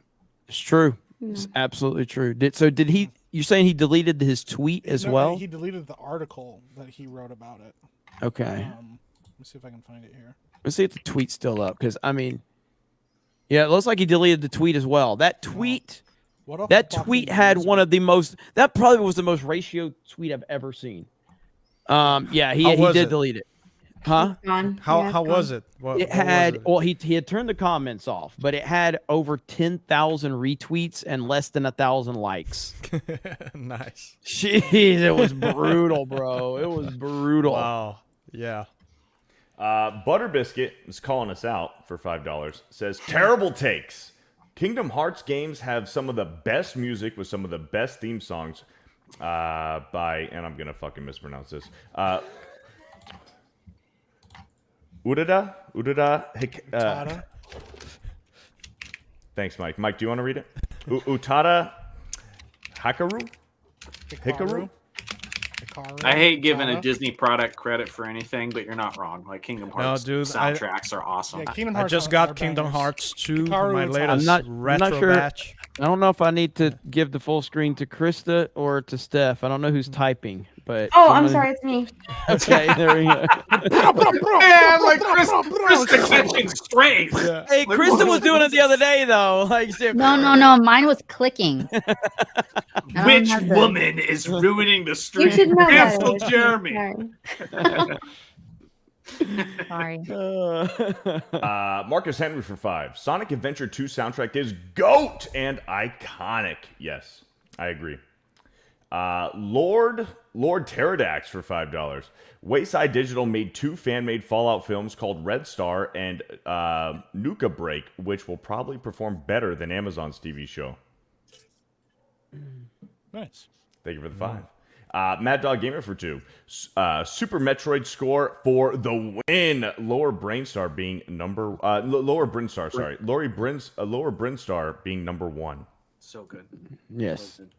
Marcus Henry for 2. Jeremy had the most stereotypical boomer take. Which take was that?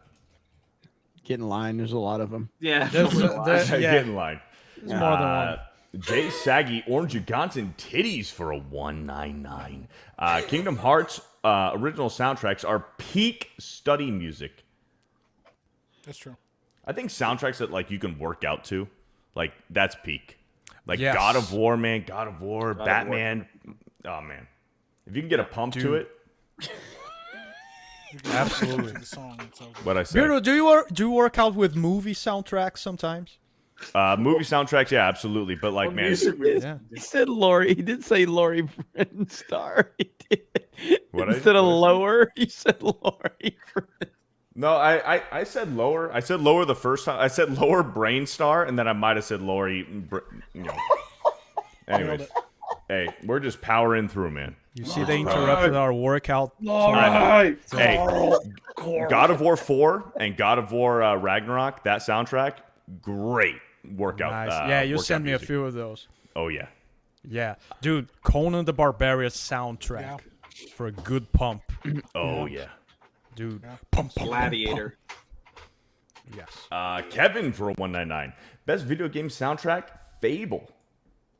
Oh, dude. Yeah. Good. Fable, yeah. I have like 3 copies of different versions of Fable hanging around.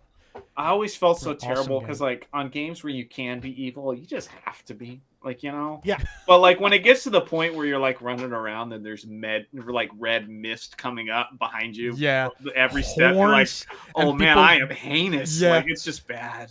Yeah, People the game start made me so horrible. screaming at the side of you. Oh, But they have it's some of the bad. cool. Yeah. The evil side has some of the coolest powers in Fable. So it's like, dude, why wouldn't I use these? I don't know. Chicken chaser. Matt Chicken for chaser. $2. A Link to the Past Hyrule Castle theme is lit.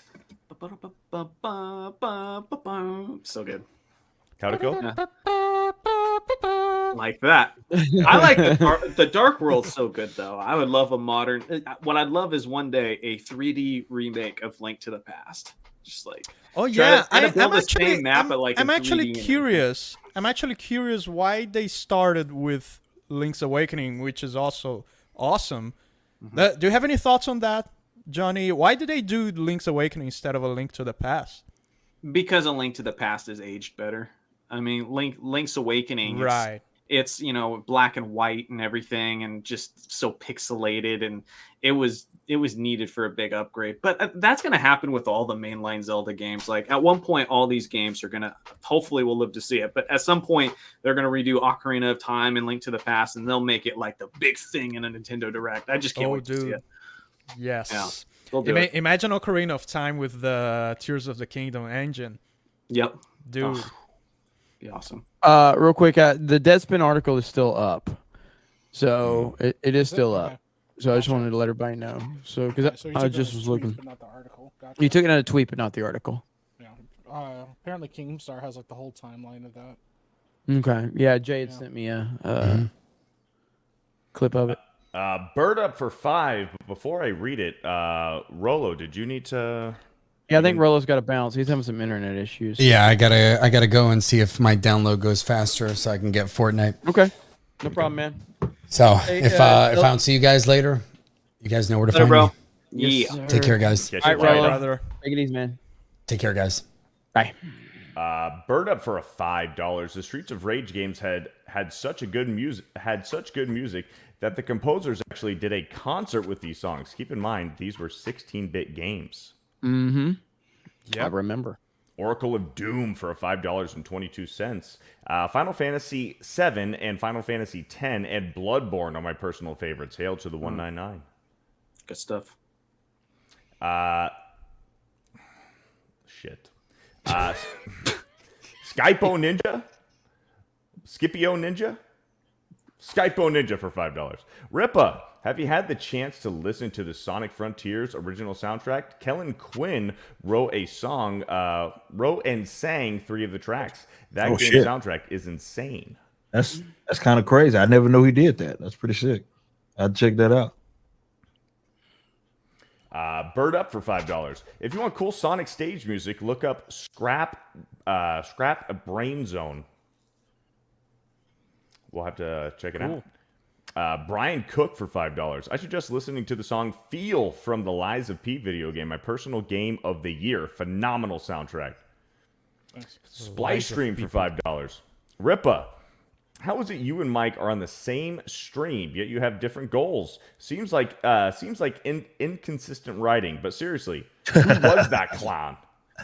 That's in reference to some guy who was, some of my detractors are retarded. Like actually, all of them are for the most part.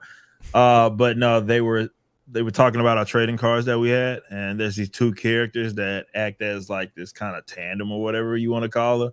And he was like, he was like, Eric's writing is inconsistent, and his proof of that was referencing the cards, which basically describe them as different characters with different motivations.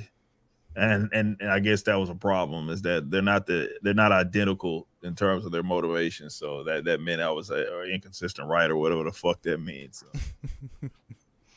Beardo skid marked undies for $2. God damn. Hey, how'd you know? Someone get Beardo hooked on phonics for Christmas.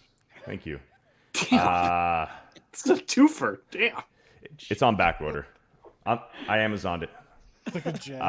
Marcus Henry for $5. Jeremy, did you see my quote tweet to you in your DM? I believe it would start a good conversation. Someone was genuinely confused about Disney and Wish failing. Let me look and see if I can find it. Super Beige for $5. My wife walked down the aisle to the piano version of Aether's theme from Final Fantasy VII. Oh, Aerith's theme from Final Fantasy VII. Jay's Secret Racism for $5. So out of pocket. And it's Jay. If it was Jeremy, someone Jay. This is classic. I have a question for all the minorities. Do you all like being called minorities? Oh, man. And to Mike and Ripa, what's up, homeboys? Black girl magic. Black girl magic. No, I don't like any of what was just said in that. Yeah. Oh, hey, real quick. We did get there was a member message that came in like right before we went live, but it was a Sandman. Sandman said, "No more drinking for this guy. The other day, I was drunk and tried self-deleting, but I passed out and threw up the pills. Glad to be here. Well, we're glad you're here. Glad you're here. Glad you're here, brother. Yeah. So, Yeah. shout out to you in the chat. Obviously, going to throw you some support. So, yeah, man, we're glad you're here, brother. Keep Look on at The world grinding, is man. better with you, man. The Yeah, world that's is right. better with you in it. Look right. at Gary. He made that decision, and his life is infinitely better. Yep. Yeah. Until he watched Doctor Who, and then he may start up again. yeah. But Damn. Don't watch Doctor Who. Yeah. Don't watch it. Glad you're still with us, Simon. Yep. I had to. Matthew Love you, Rise Gary. for $5. When did we get Craig and Chris Gore on the panel together? Need them to meet. Who? Chris Gore? Frank Who? Gore? Craig and Frank Gore. Right? Oh, yeah, we have to make that happen. Like how about kill Johnny on that? It was just I wasn't expecting the comedic twist in that context. Yeah. God. Was utter Shout out- disbelief. Shout out to Sandman. Shout out to Sandman. Shout out.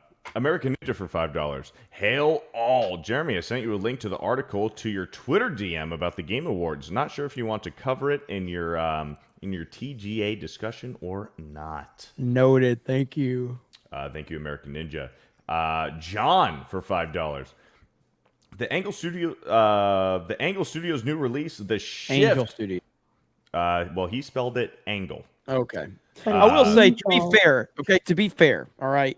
And this is in Beardo's defense a little bit. But like when you're reading them off of the sheet, the context is a little harder to get. Oh yeah.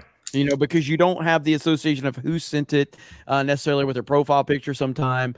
It is, and this is why Gary misreads a lot too. We are retarded, so I'm not saying we're not, okay, but it makes it a little harder to overcome the retardation. That's all I'm saying. And I'm just retarded. Yeah. Yeah. So, but it is I spelled feel Angle. like people are misspelling on purpose. Oh, probably. 100%. Probably. This is their favorite time of the show when I get to, misread their super chats. Yeah, that's 100%. Yeah. The Angel Studios, spelled Angle, new release, The Shift. Take look at trailer. Okay, this has got to be on purpose. This has got to be 100% on purpose. Yep. The Angle Studios' new release, The Shift. Take look at trailer. It like a good movie. I got my tickets for early showings tomorrow. Maybe it's not someone on purpose. like Maybe they're retarded. Yeah, maybe you're making fun of them and they're like they don't have arms. Maybe they're typing with their feet. Maybe we're all just a little bit retarded. Maybe they're typing with their nose and we're here like laughing at them. Wow. It says lock it in, yay. Lock it in, yay. Let's go, baby. Holy shit. Let's just power through. Jay Saggy, Orange Gaunt and Titties for a 199. Jeremy, I used to work for MegaCon. It was cringe. Well, I'm sorry to hear that. Dave the Brave for $2. Best NES soundtrack, Castlevania and Double Dragon. Castlevania is pretty good. Like it sticks to your memory from the first time. Mr. Stranger Danger for $2. My mom went to high school with Vicky Guerrero. Vicky Guerrero. Let's shout out. Vicky Guerrero's awesome. Vicky Guerrero. She's wrestling. Yeah. Oh. Is she hot? Not really. No. Her husband was a legend, and then she kind of. Eddie Guerrero is one of the greatest of all time. I mean, not even close. Like, I would do anything to see Eddie Guerrero in his prime versus Bret Hart in his prime. Shit, that would be like great. prime versus Two of the best prime. ever work it, yeah. Mm-hmm. Oh my yep.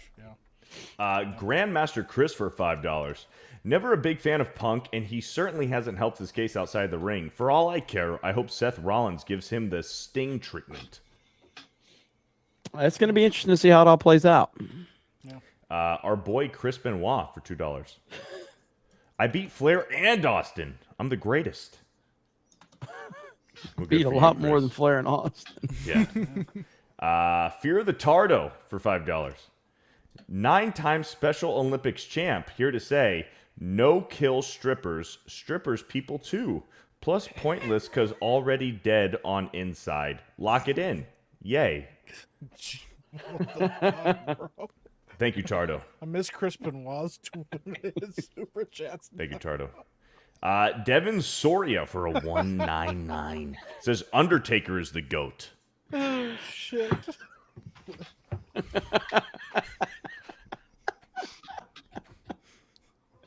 All right. Thank you, Devin. Shockmaster for $2. What's up, Chris? Thank you, Shockmaster. The Wolfram Heart for a 199. Mega Man 2. We have wrestlers just super chatting each other in my chat. It's weird. The Wolfram Heart for a 199. Mega Man 2 NES. Dr. Wily stage is the best. Hail, Geeks and Gamers, 199. I want to play. I haven't not played the Mega Man games in forever. I want to play those again. Mega Man 3, baby. Flag Ninja for $5. Jeremy, play Mega Man X theme song. Oh, so yeah. Opening stage, yeah. You know what was funny? I don't know how if people share this opinion, but and I don't know why it is. Mega Man X, Mega Man X2, those soundtracks are fire. They're so good. Mega Man X. I played Mega Man X3 and all the music sound flat and nothing hooked me. I couldn't even keep playing that game. Like I got through like 2/3 of it. I'm just like, man, the music's not as good. I don't know if there's a reason for that. So if somebody in the chat can educate me, I don't know if anybody shared that feeling, but X1 and X2 are so good. I'm like, did they have a new like music person? I don't know. Was it also X3 when they started, the dialogue boxes started to feel overwhelming? Might too have been. much dialogue. I want to shoot things. Don't want to read. Reading is for school. Honestly, I can't remember. I probably blocked it out of my memory at this point. That's how much I was disappointed. A Menti for $5. I was always a fan of the old Broderbund RPG Legacy of the Wizard. I love that soundtrack.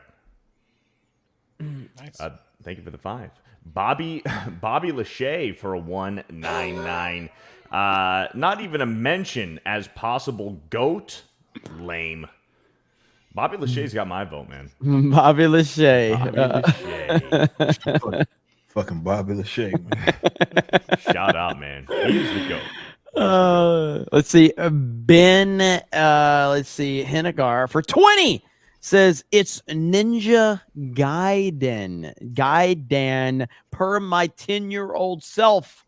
Chrono Trigger and Chrono Cross has my vote for best game music.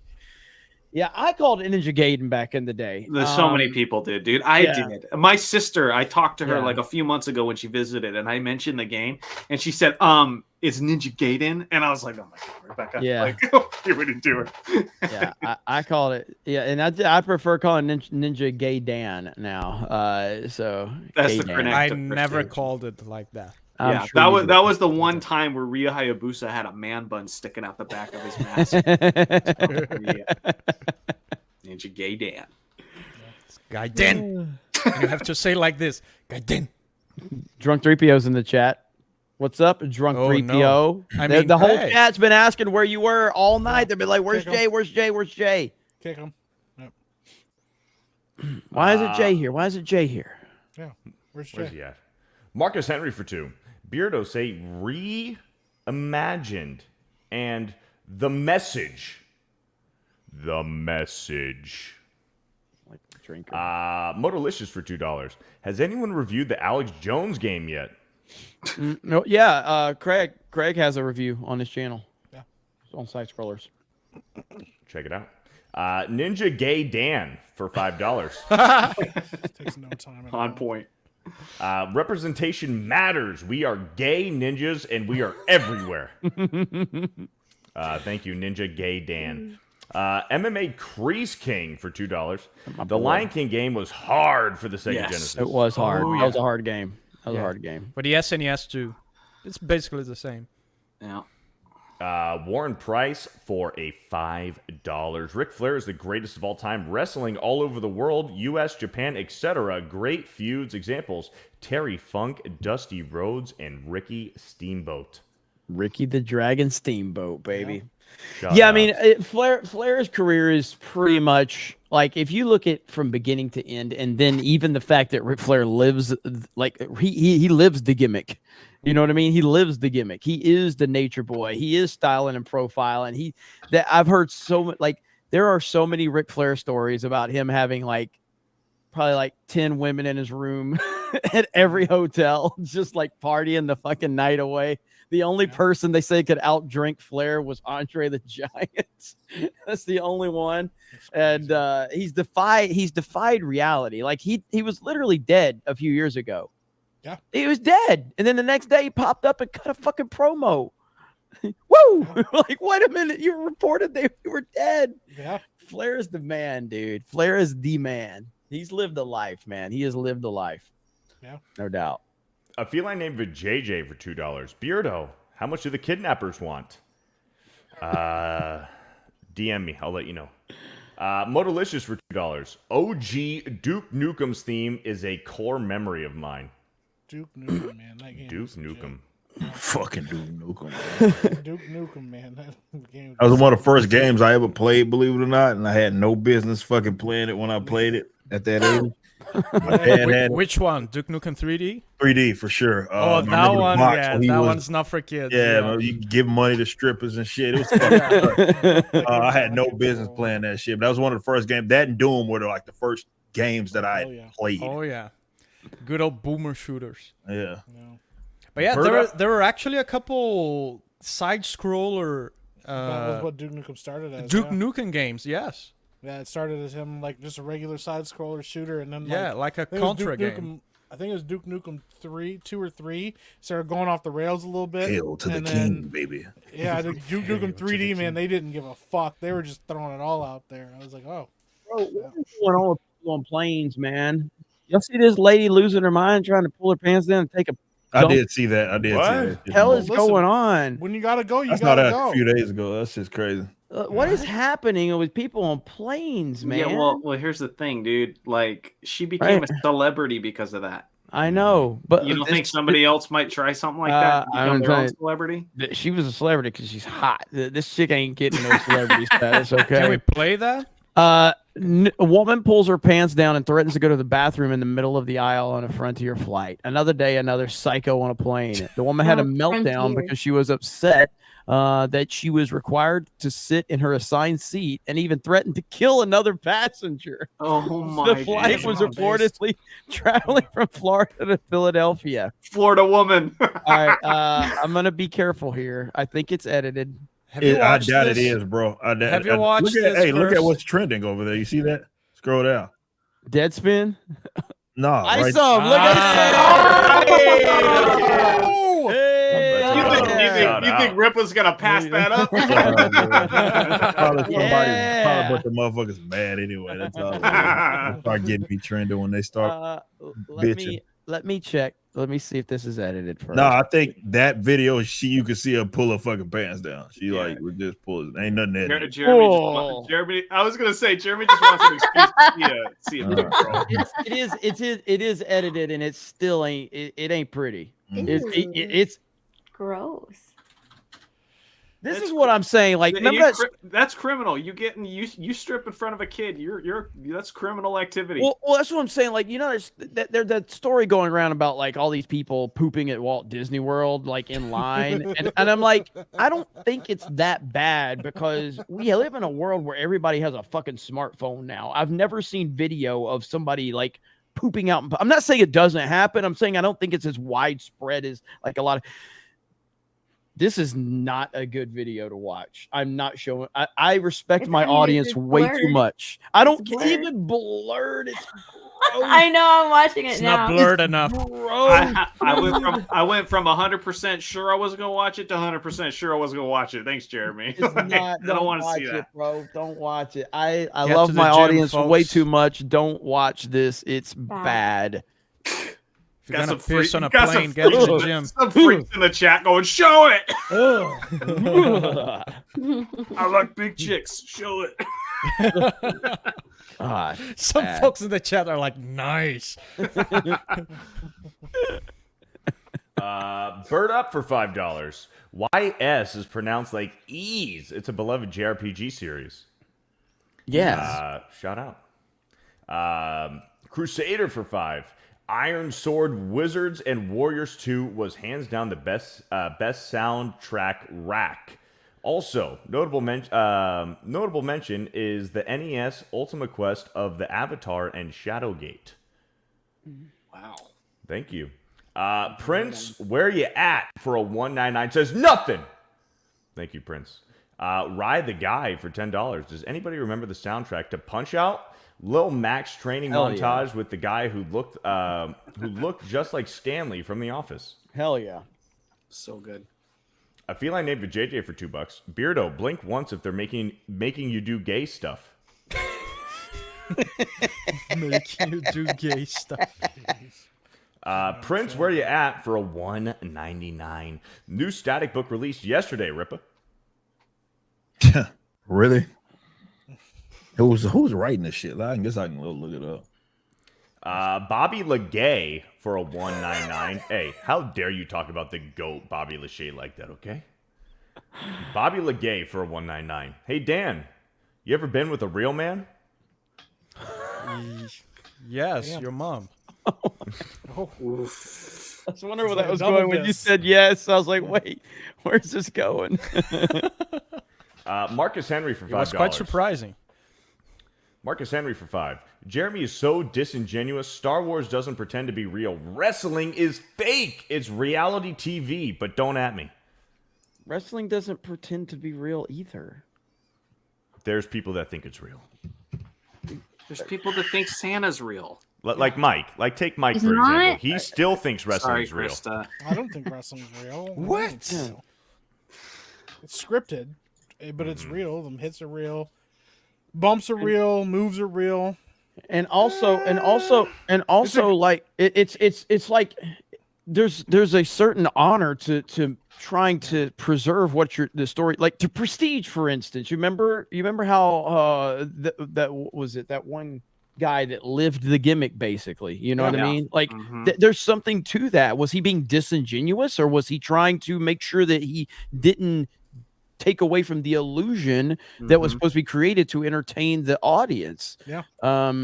I also love the spoiler alert, but the movie's like 20 years old anyway. But the commitment of having to cut off your own finger, like, is a good analogy for how these guys torture themselves for the entertainment they're putting on. Yeah, for sure.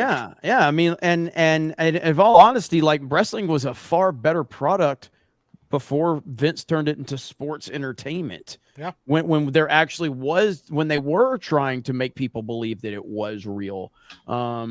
And now it's just like, that it's not, and that they all get along for the most part. And it sucks now for the most part. But I mean, try to get hit for the first time on one of them rings, take a bump, get dropped for the first time. That shit hurts. Yeah. A lot. Yep. So, but it's just like, by the way, literally everything you see on TV is all scripted, and none of it is like everything, like news channels, all of it. Reality TV is not reality TV. None of it. That's why nobody watches that shit. That's why they would rather watch YouTube. Remember when people found out Bear Grylls actually stayed at a hotel instead of surviving out in the wild? You're not really drinking your own piss every day. I'm done. How about like when they found out Larry the Cable Guy isn't this dumb hillbilly who stands up there and talks, like, Wait until the chat finds out that me and Mike don't actually hate each other. Yeah, it's crazy. Like, hung out on multiple occasions. Yeah. Fuck that guy, by the way. Yeah, a feline named Vijay for $5. Krista, I heard United Airlines is looking for female pilots. It's a good thing I know how to drive a plane. Good thing. Sir Goose for 10. Hey, gang, on vacation in Colombia, but wanted to stop by and show some love. Got to get back to these beautiful prostitutes and drinking by the beach and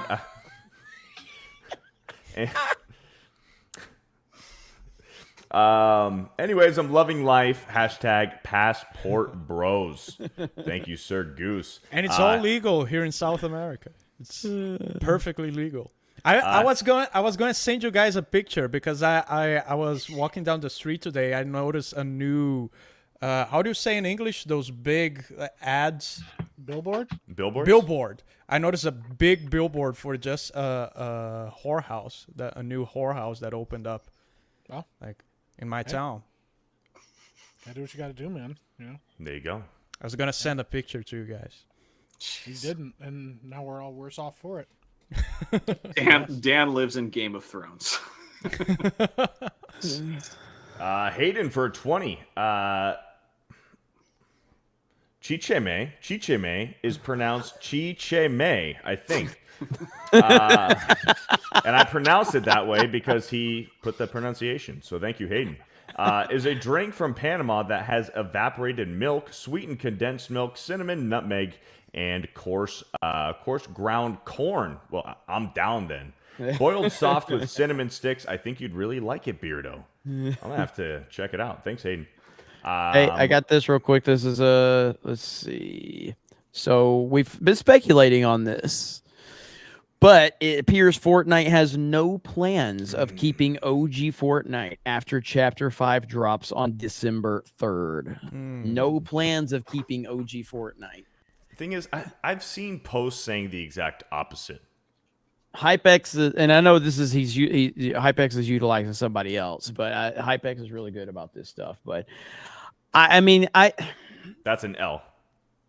It's hard to say that's an L at this point, dude, because I mean, I don't know. The numbers are stupid right now, and they have been stupid.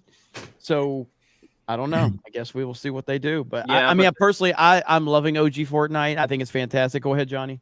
They'll just bring it back later and stir up the excitement all over again. That's probably what they're thinking. Well, and that's what Fortnite does. They put in shit that's fantastic. They let you play it for a little bit. They take it out and they put it with something that they hate. And what they do is they stir up the conversation, let people hate about it online, like Rippa with the tanks. And then they take it out and then everybody comes back again. Like Epic does that all the time with Fortnite. Yeah, I think it's still a good move though, because they do. It's like somebody just said it in the chat. Like 80% of the players would just play OG Fortnite. They would lose money on their. They're putting a lot of money into the new season. They want people to play the new season. They want people to focus on the new season. So I get it.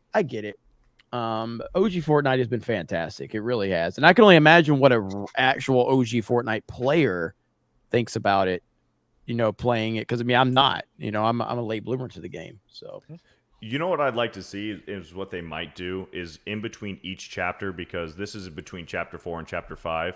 If when they move on to the next chapter, like, that time period in between, they do Fortnite OG before the next chapter starts. Yeah, maybe. Joe King Lee for $2. Kid is Native American. Objectively a cat for $2. MCU fan says Krista isn't allowed in the Discord. No. Udada for $2. Damn you, Beardo. Krista, do you saw the gift that you showed me earlier that somebody clipped out? I don't have it. It was just in the Discord. It was so funny. Like, it was, what was it? You needed some help with something. It was during a stream, right? No, so it was when we did the Halloween stream here on Tuesday Night's Main Event, and Jay had to leave, and you came to tell me that, like, something like he had to leave. Are you okay or whatever? And like you came at the back of the door. It was so and funny. I had the Grim Reaper outfit on, it but was I didn't have the mask on. Yeah. So I like walked in her doorway and I just give this weird look, and then so she goes off camera, and it looks like I was there to murder her. Is what it looked like. Yeah, because I knew you had to talk to me, so I was like, oh, okay, let me go off cam. It's funny. Captain Ishii for a $10.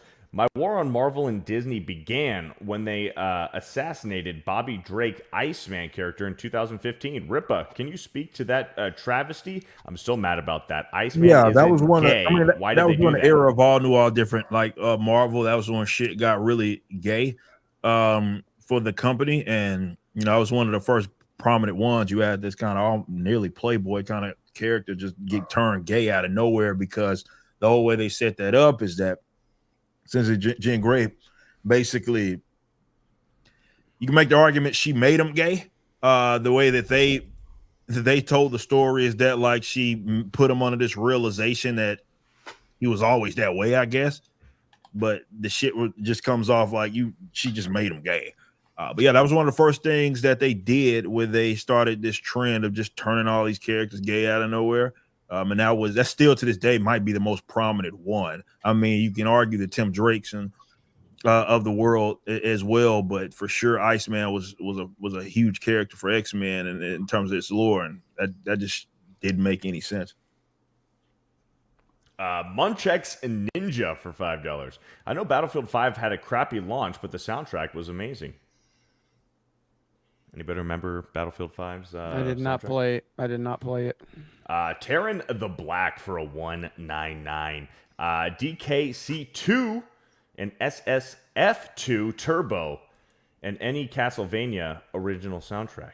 Dude, the soundtrack discussion created a lot. Shout out to you, Zanaximus. And again, you guys have those like topics to throw us some. I'd love for that on Main Event, man. Just throw some good gaming topics. We'd love to kind of run with it. And yeah, nobody mentioned Donkey Kong Country, man. I know, I know. Dude, it's so good. Ben for $5. Years ago, I got a game called Trine on Christmas Eve. It's a series. It's a series now, and they're underrated games with fantastic soundtracks. Fits the holiday vibe too. Yep. Goji the King for $5. Michael Salvatore work on the Destiny game series had phenomenal music. Warm Mind soundtrack was epic. Oh, and if you guys, if Eric or K-May can drop a link, we do have a Discord. So if you guys want to go and check out the G&G Discord, it stays pretty active. So pretty active. The link, Discord, the link is in the description as well. Okay, okay. And Michael Salvatore, he was just let go from Bungie. So Harbinger for $5. Don't know if y'all have played it, but Remnant 2 had some dope music. I highly recommend the game. I want to play Remnant 2. John Papasergio for a $199. Proto Man has the best theme in Mega Man games. Fish Shooter for $10. Always was a fan of Legend of Mana music. Legend of Mana. For the SNES. Super Mastermind for $10. Drunk 3PO Rider versus Zork 2 AI living book. I want to see that Zork 2 is a 1990s video game. The game is free online. It runs on a browser. It is an adapting text game, a living book. Well, thank you, Super Mastermind, for the 10. Zalashi. One more time. This December 1st, Friday, pre-orders go available for the 199 backpack from 221B Tactical. So make sure you are ready for that. I'll probably announce it on CobraCast. So looking forward to seeing how many of you are interested in this. I'm excited about it. So there you go. Here we go. Zalashi for $2. FFX had a killer original soundtrack. That metal song is a banger. Well, if you're talking definitely modern games, and we're talking metal, then Doom Eternal beats pretty much. Oh hell yeah! Every fucking thing. Yeah, Eternal's so sick. Is insane. Let's see. A feline named JJ for $5. Johnny, would you cosplay as Frodo if your wife wanted for a date night? Hairy feet and all? No, because I know my wife and she'd want a real man, so she'd want me to dress up as Aragorn. So there you go. Yeah, there you go. Hell yeah. It's for a date night, so you have to go all dressed. Johnny, if we could go back in time and cast Orlando Bloom as Link, would you be okay with that? Yes. That would be fantastic. 100%. It'd be perfect. 2000s, 2000s Orlando Bloom. It'd be perfect, dude. It really would. I mean, he would stoic, quiet role very well too, and his Yeah. experience in like mystical movies and that sort of thing. Because I also loved him in Kingdom of Heaven. Like he'd be great. Mm-hmm. Like it would just be perfect, and like I just don't know how they're gonna pull this off now. But yeah, go back in time, get him from the Lord of the Rings, and that's perfect Link right Do you there. guys think Link should speak in the movie? I think so, but very little. Have the surrounding characters carry the narrative as much as possible because there's enough characters. If you had like Samus not speak, but she's isolated, you can't really pull that off with like a Metroid movie. But with Zelda, I think there's enough supporting characters where you can do that. But even then, like in the games, he does speak. They just are silent in however he responds. They dialogue with him, and you just see Link motion as like he just says something. So keep it brief, keep it quiet. Yeah, I mean, like, there's ways to do things without having a character say anything. You can tell a story without it, like, and again, it's not Snake Eyes was not the main character in the Joe movies, the live action Joe movies, but I'd say he was a somewhat prominent character, and I thought they did a great job of having his story told and having him have interactions, and he has never said a word, but you felt a connection with the character. And so that's going to be tougher with Link because he is the star. But I just want him to say, "Excuse me, princess." I knew someone was going to say it. But yeah, I think something very important about Link is that we see ourselves in him. That's the purpose of the silent character trope in video games. Yeah. So it's hard to translate that into the movie media, but I agree with you guys that it's possible. You can either go all out and just making them mute, but then it would be canon friendly, really, because he's not really a mute person in the games. He's as Johnny said, he is speaking, but they are omitting his words because he's supposed to be you. It's you speaking at that moment. So I'm not sure how they're gonna translate that to movie media.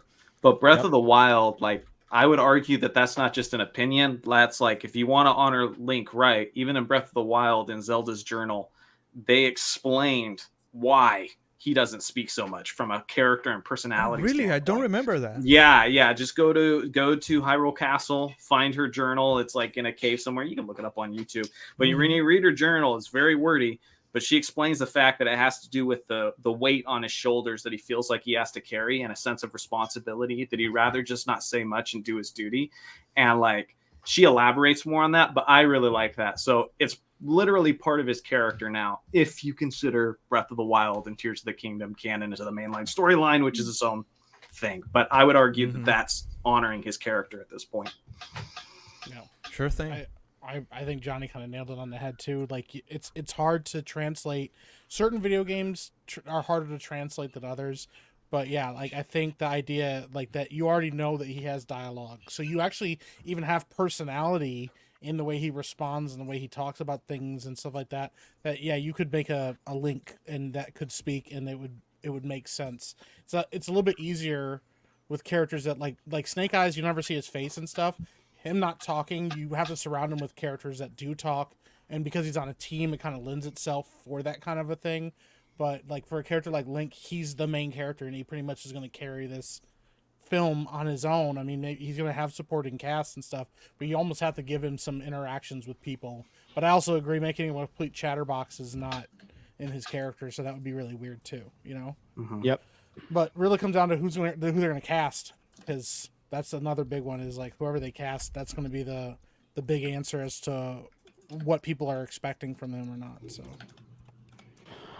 Let's see here. Private chat right there, Beardo.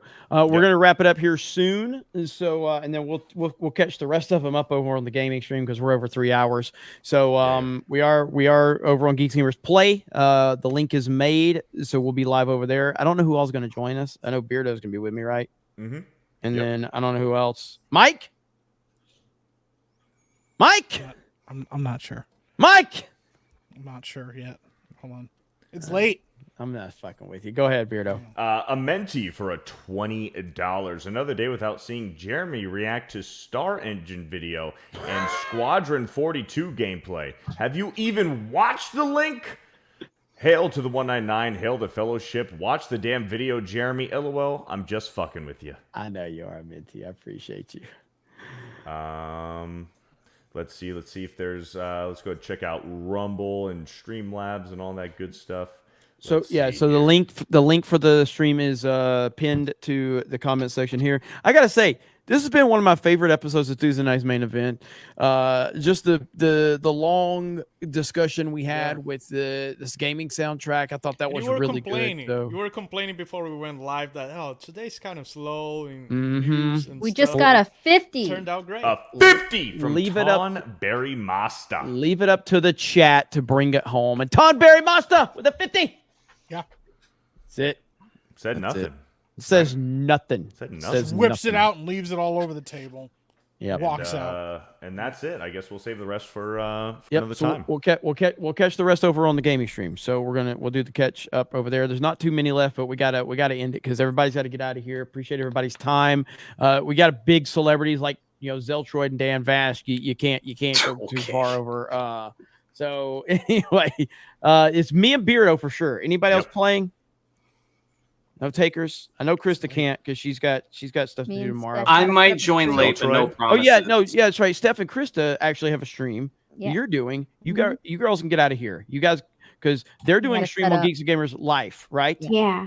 Okay, so Krista and Steph are going live on Geeks and Gamers Live. I totally forgot about that, girls. So sorry about that. You guys are putting up the Christmas tree, correct? Yeah. Yes. There we go. So Geeks and Gamers Live, girls are going to be live. So girls can bounce. Thank you so much. Appreciate y'all. Bye. Bye. And when I said the girls could leave, Dan, I didn't mean you. So stay. Damn. But anyway, Johnny, Zeltroid, let them know where they can find you. Yeah, you can find me on my YouTube page, Zeltroid. I haven't uploaded over there in months because I went daily with the basketball channel. But funny story, the guy who does my basketball editing, he kind of had a falling out with his day job. So now I'm paying his income full time because I said, you want to edit for Zeltroid? We're going to do daily videos. He had never played a Metroid in a Zelda game, so I paid $500 worth of Metroid and Zelda games and told him to play for a month straight.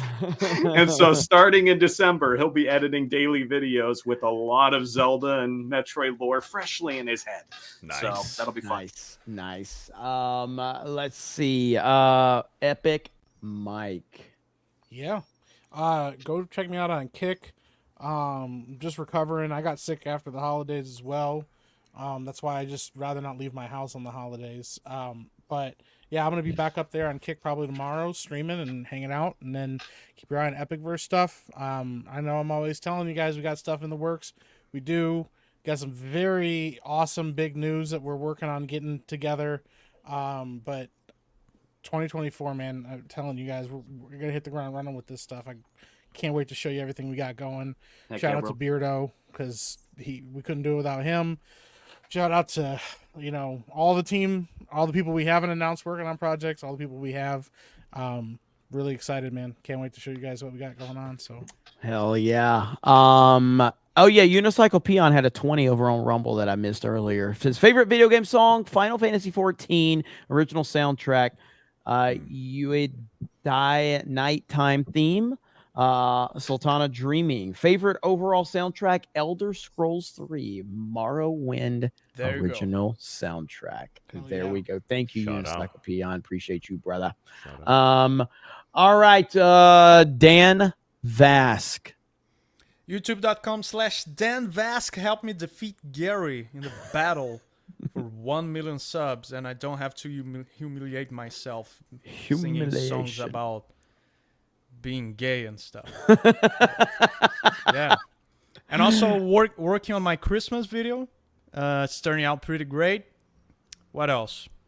Being talks with Ripa about doing a song, and we're more advanced in that talk than you guys think.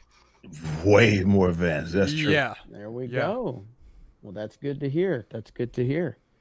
All right, young Ripa. Yeah. So next week we start shipping for Alpha Core. For the people that got those pre-orders, we're going to be moving really quick this go around. Bigger warehouse staff, more efficient in terms of how we get our stuff delivered. So be on the lookout for that if you've ordered. And of course, you still got room. I mean, campaign doesn't end until the 20th of January. So we're a little under 2 months. So you got plenty of time. Appreciate everybody that's showing love and support. And I can't wait for you guys to get the books. But Riververse.com is where you can get everything. Don't worry about my social media. Just go support Riververse stuff. That's what matters. Hell yeah, man. Hell yeah. Well, thank you guys so much. Awesome stream tonight. It was really cool. And I love when we can get into these gaming discussions and things like that. Makes me really happy. Make sure you subscribe to Geeks and Gamers Play. That's where we're going to be live playing some Fortnite here. And then those edits that Nerd Wars is working on will be probably uploaded tomorrow. I got to check with Jay and see what the plan is for that. But other than that, thank you guys. Don't forget this Friday, the 199 backpack pre-orders begin. So I hope you guys will check that out. Other than that, you guys have a good night, and we'll talk to all of you later.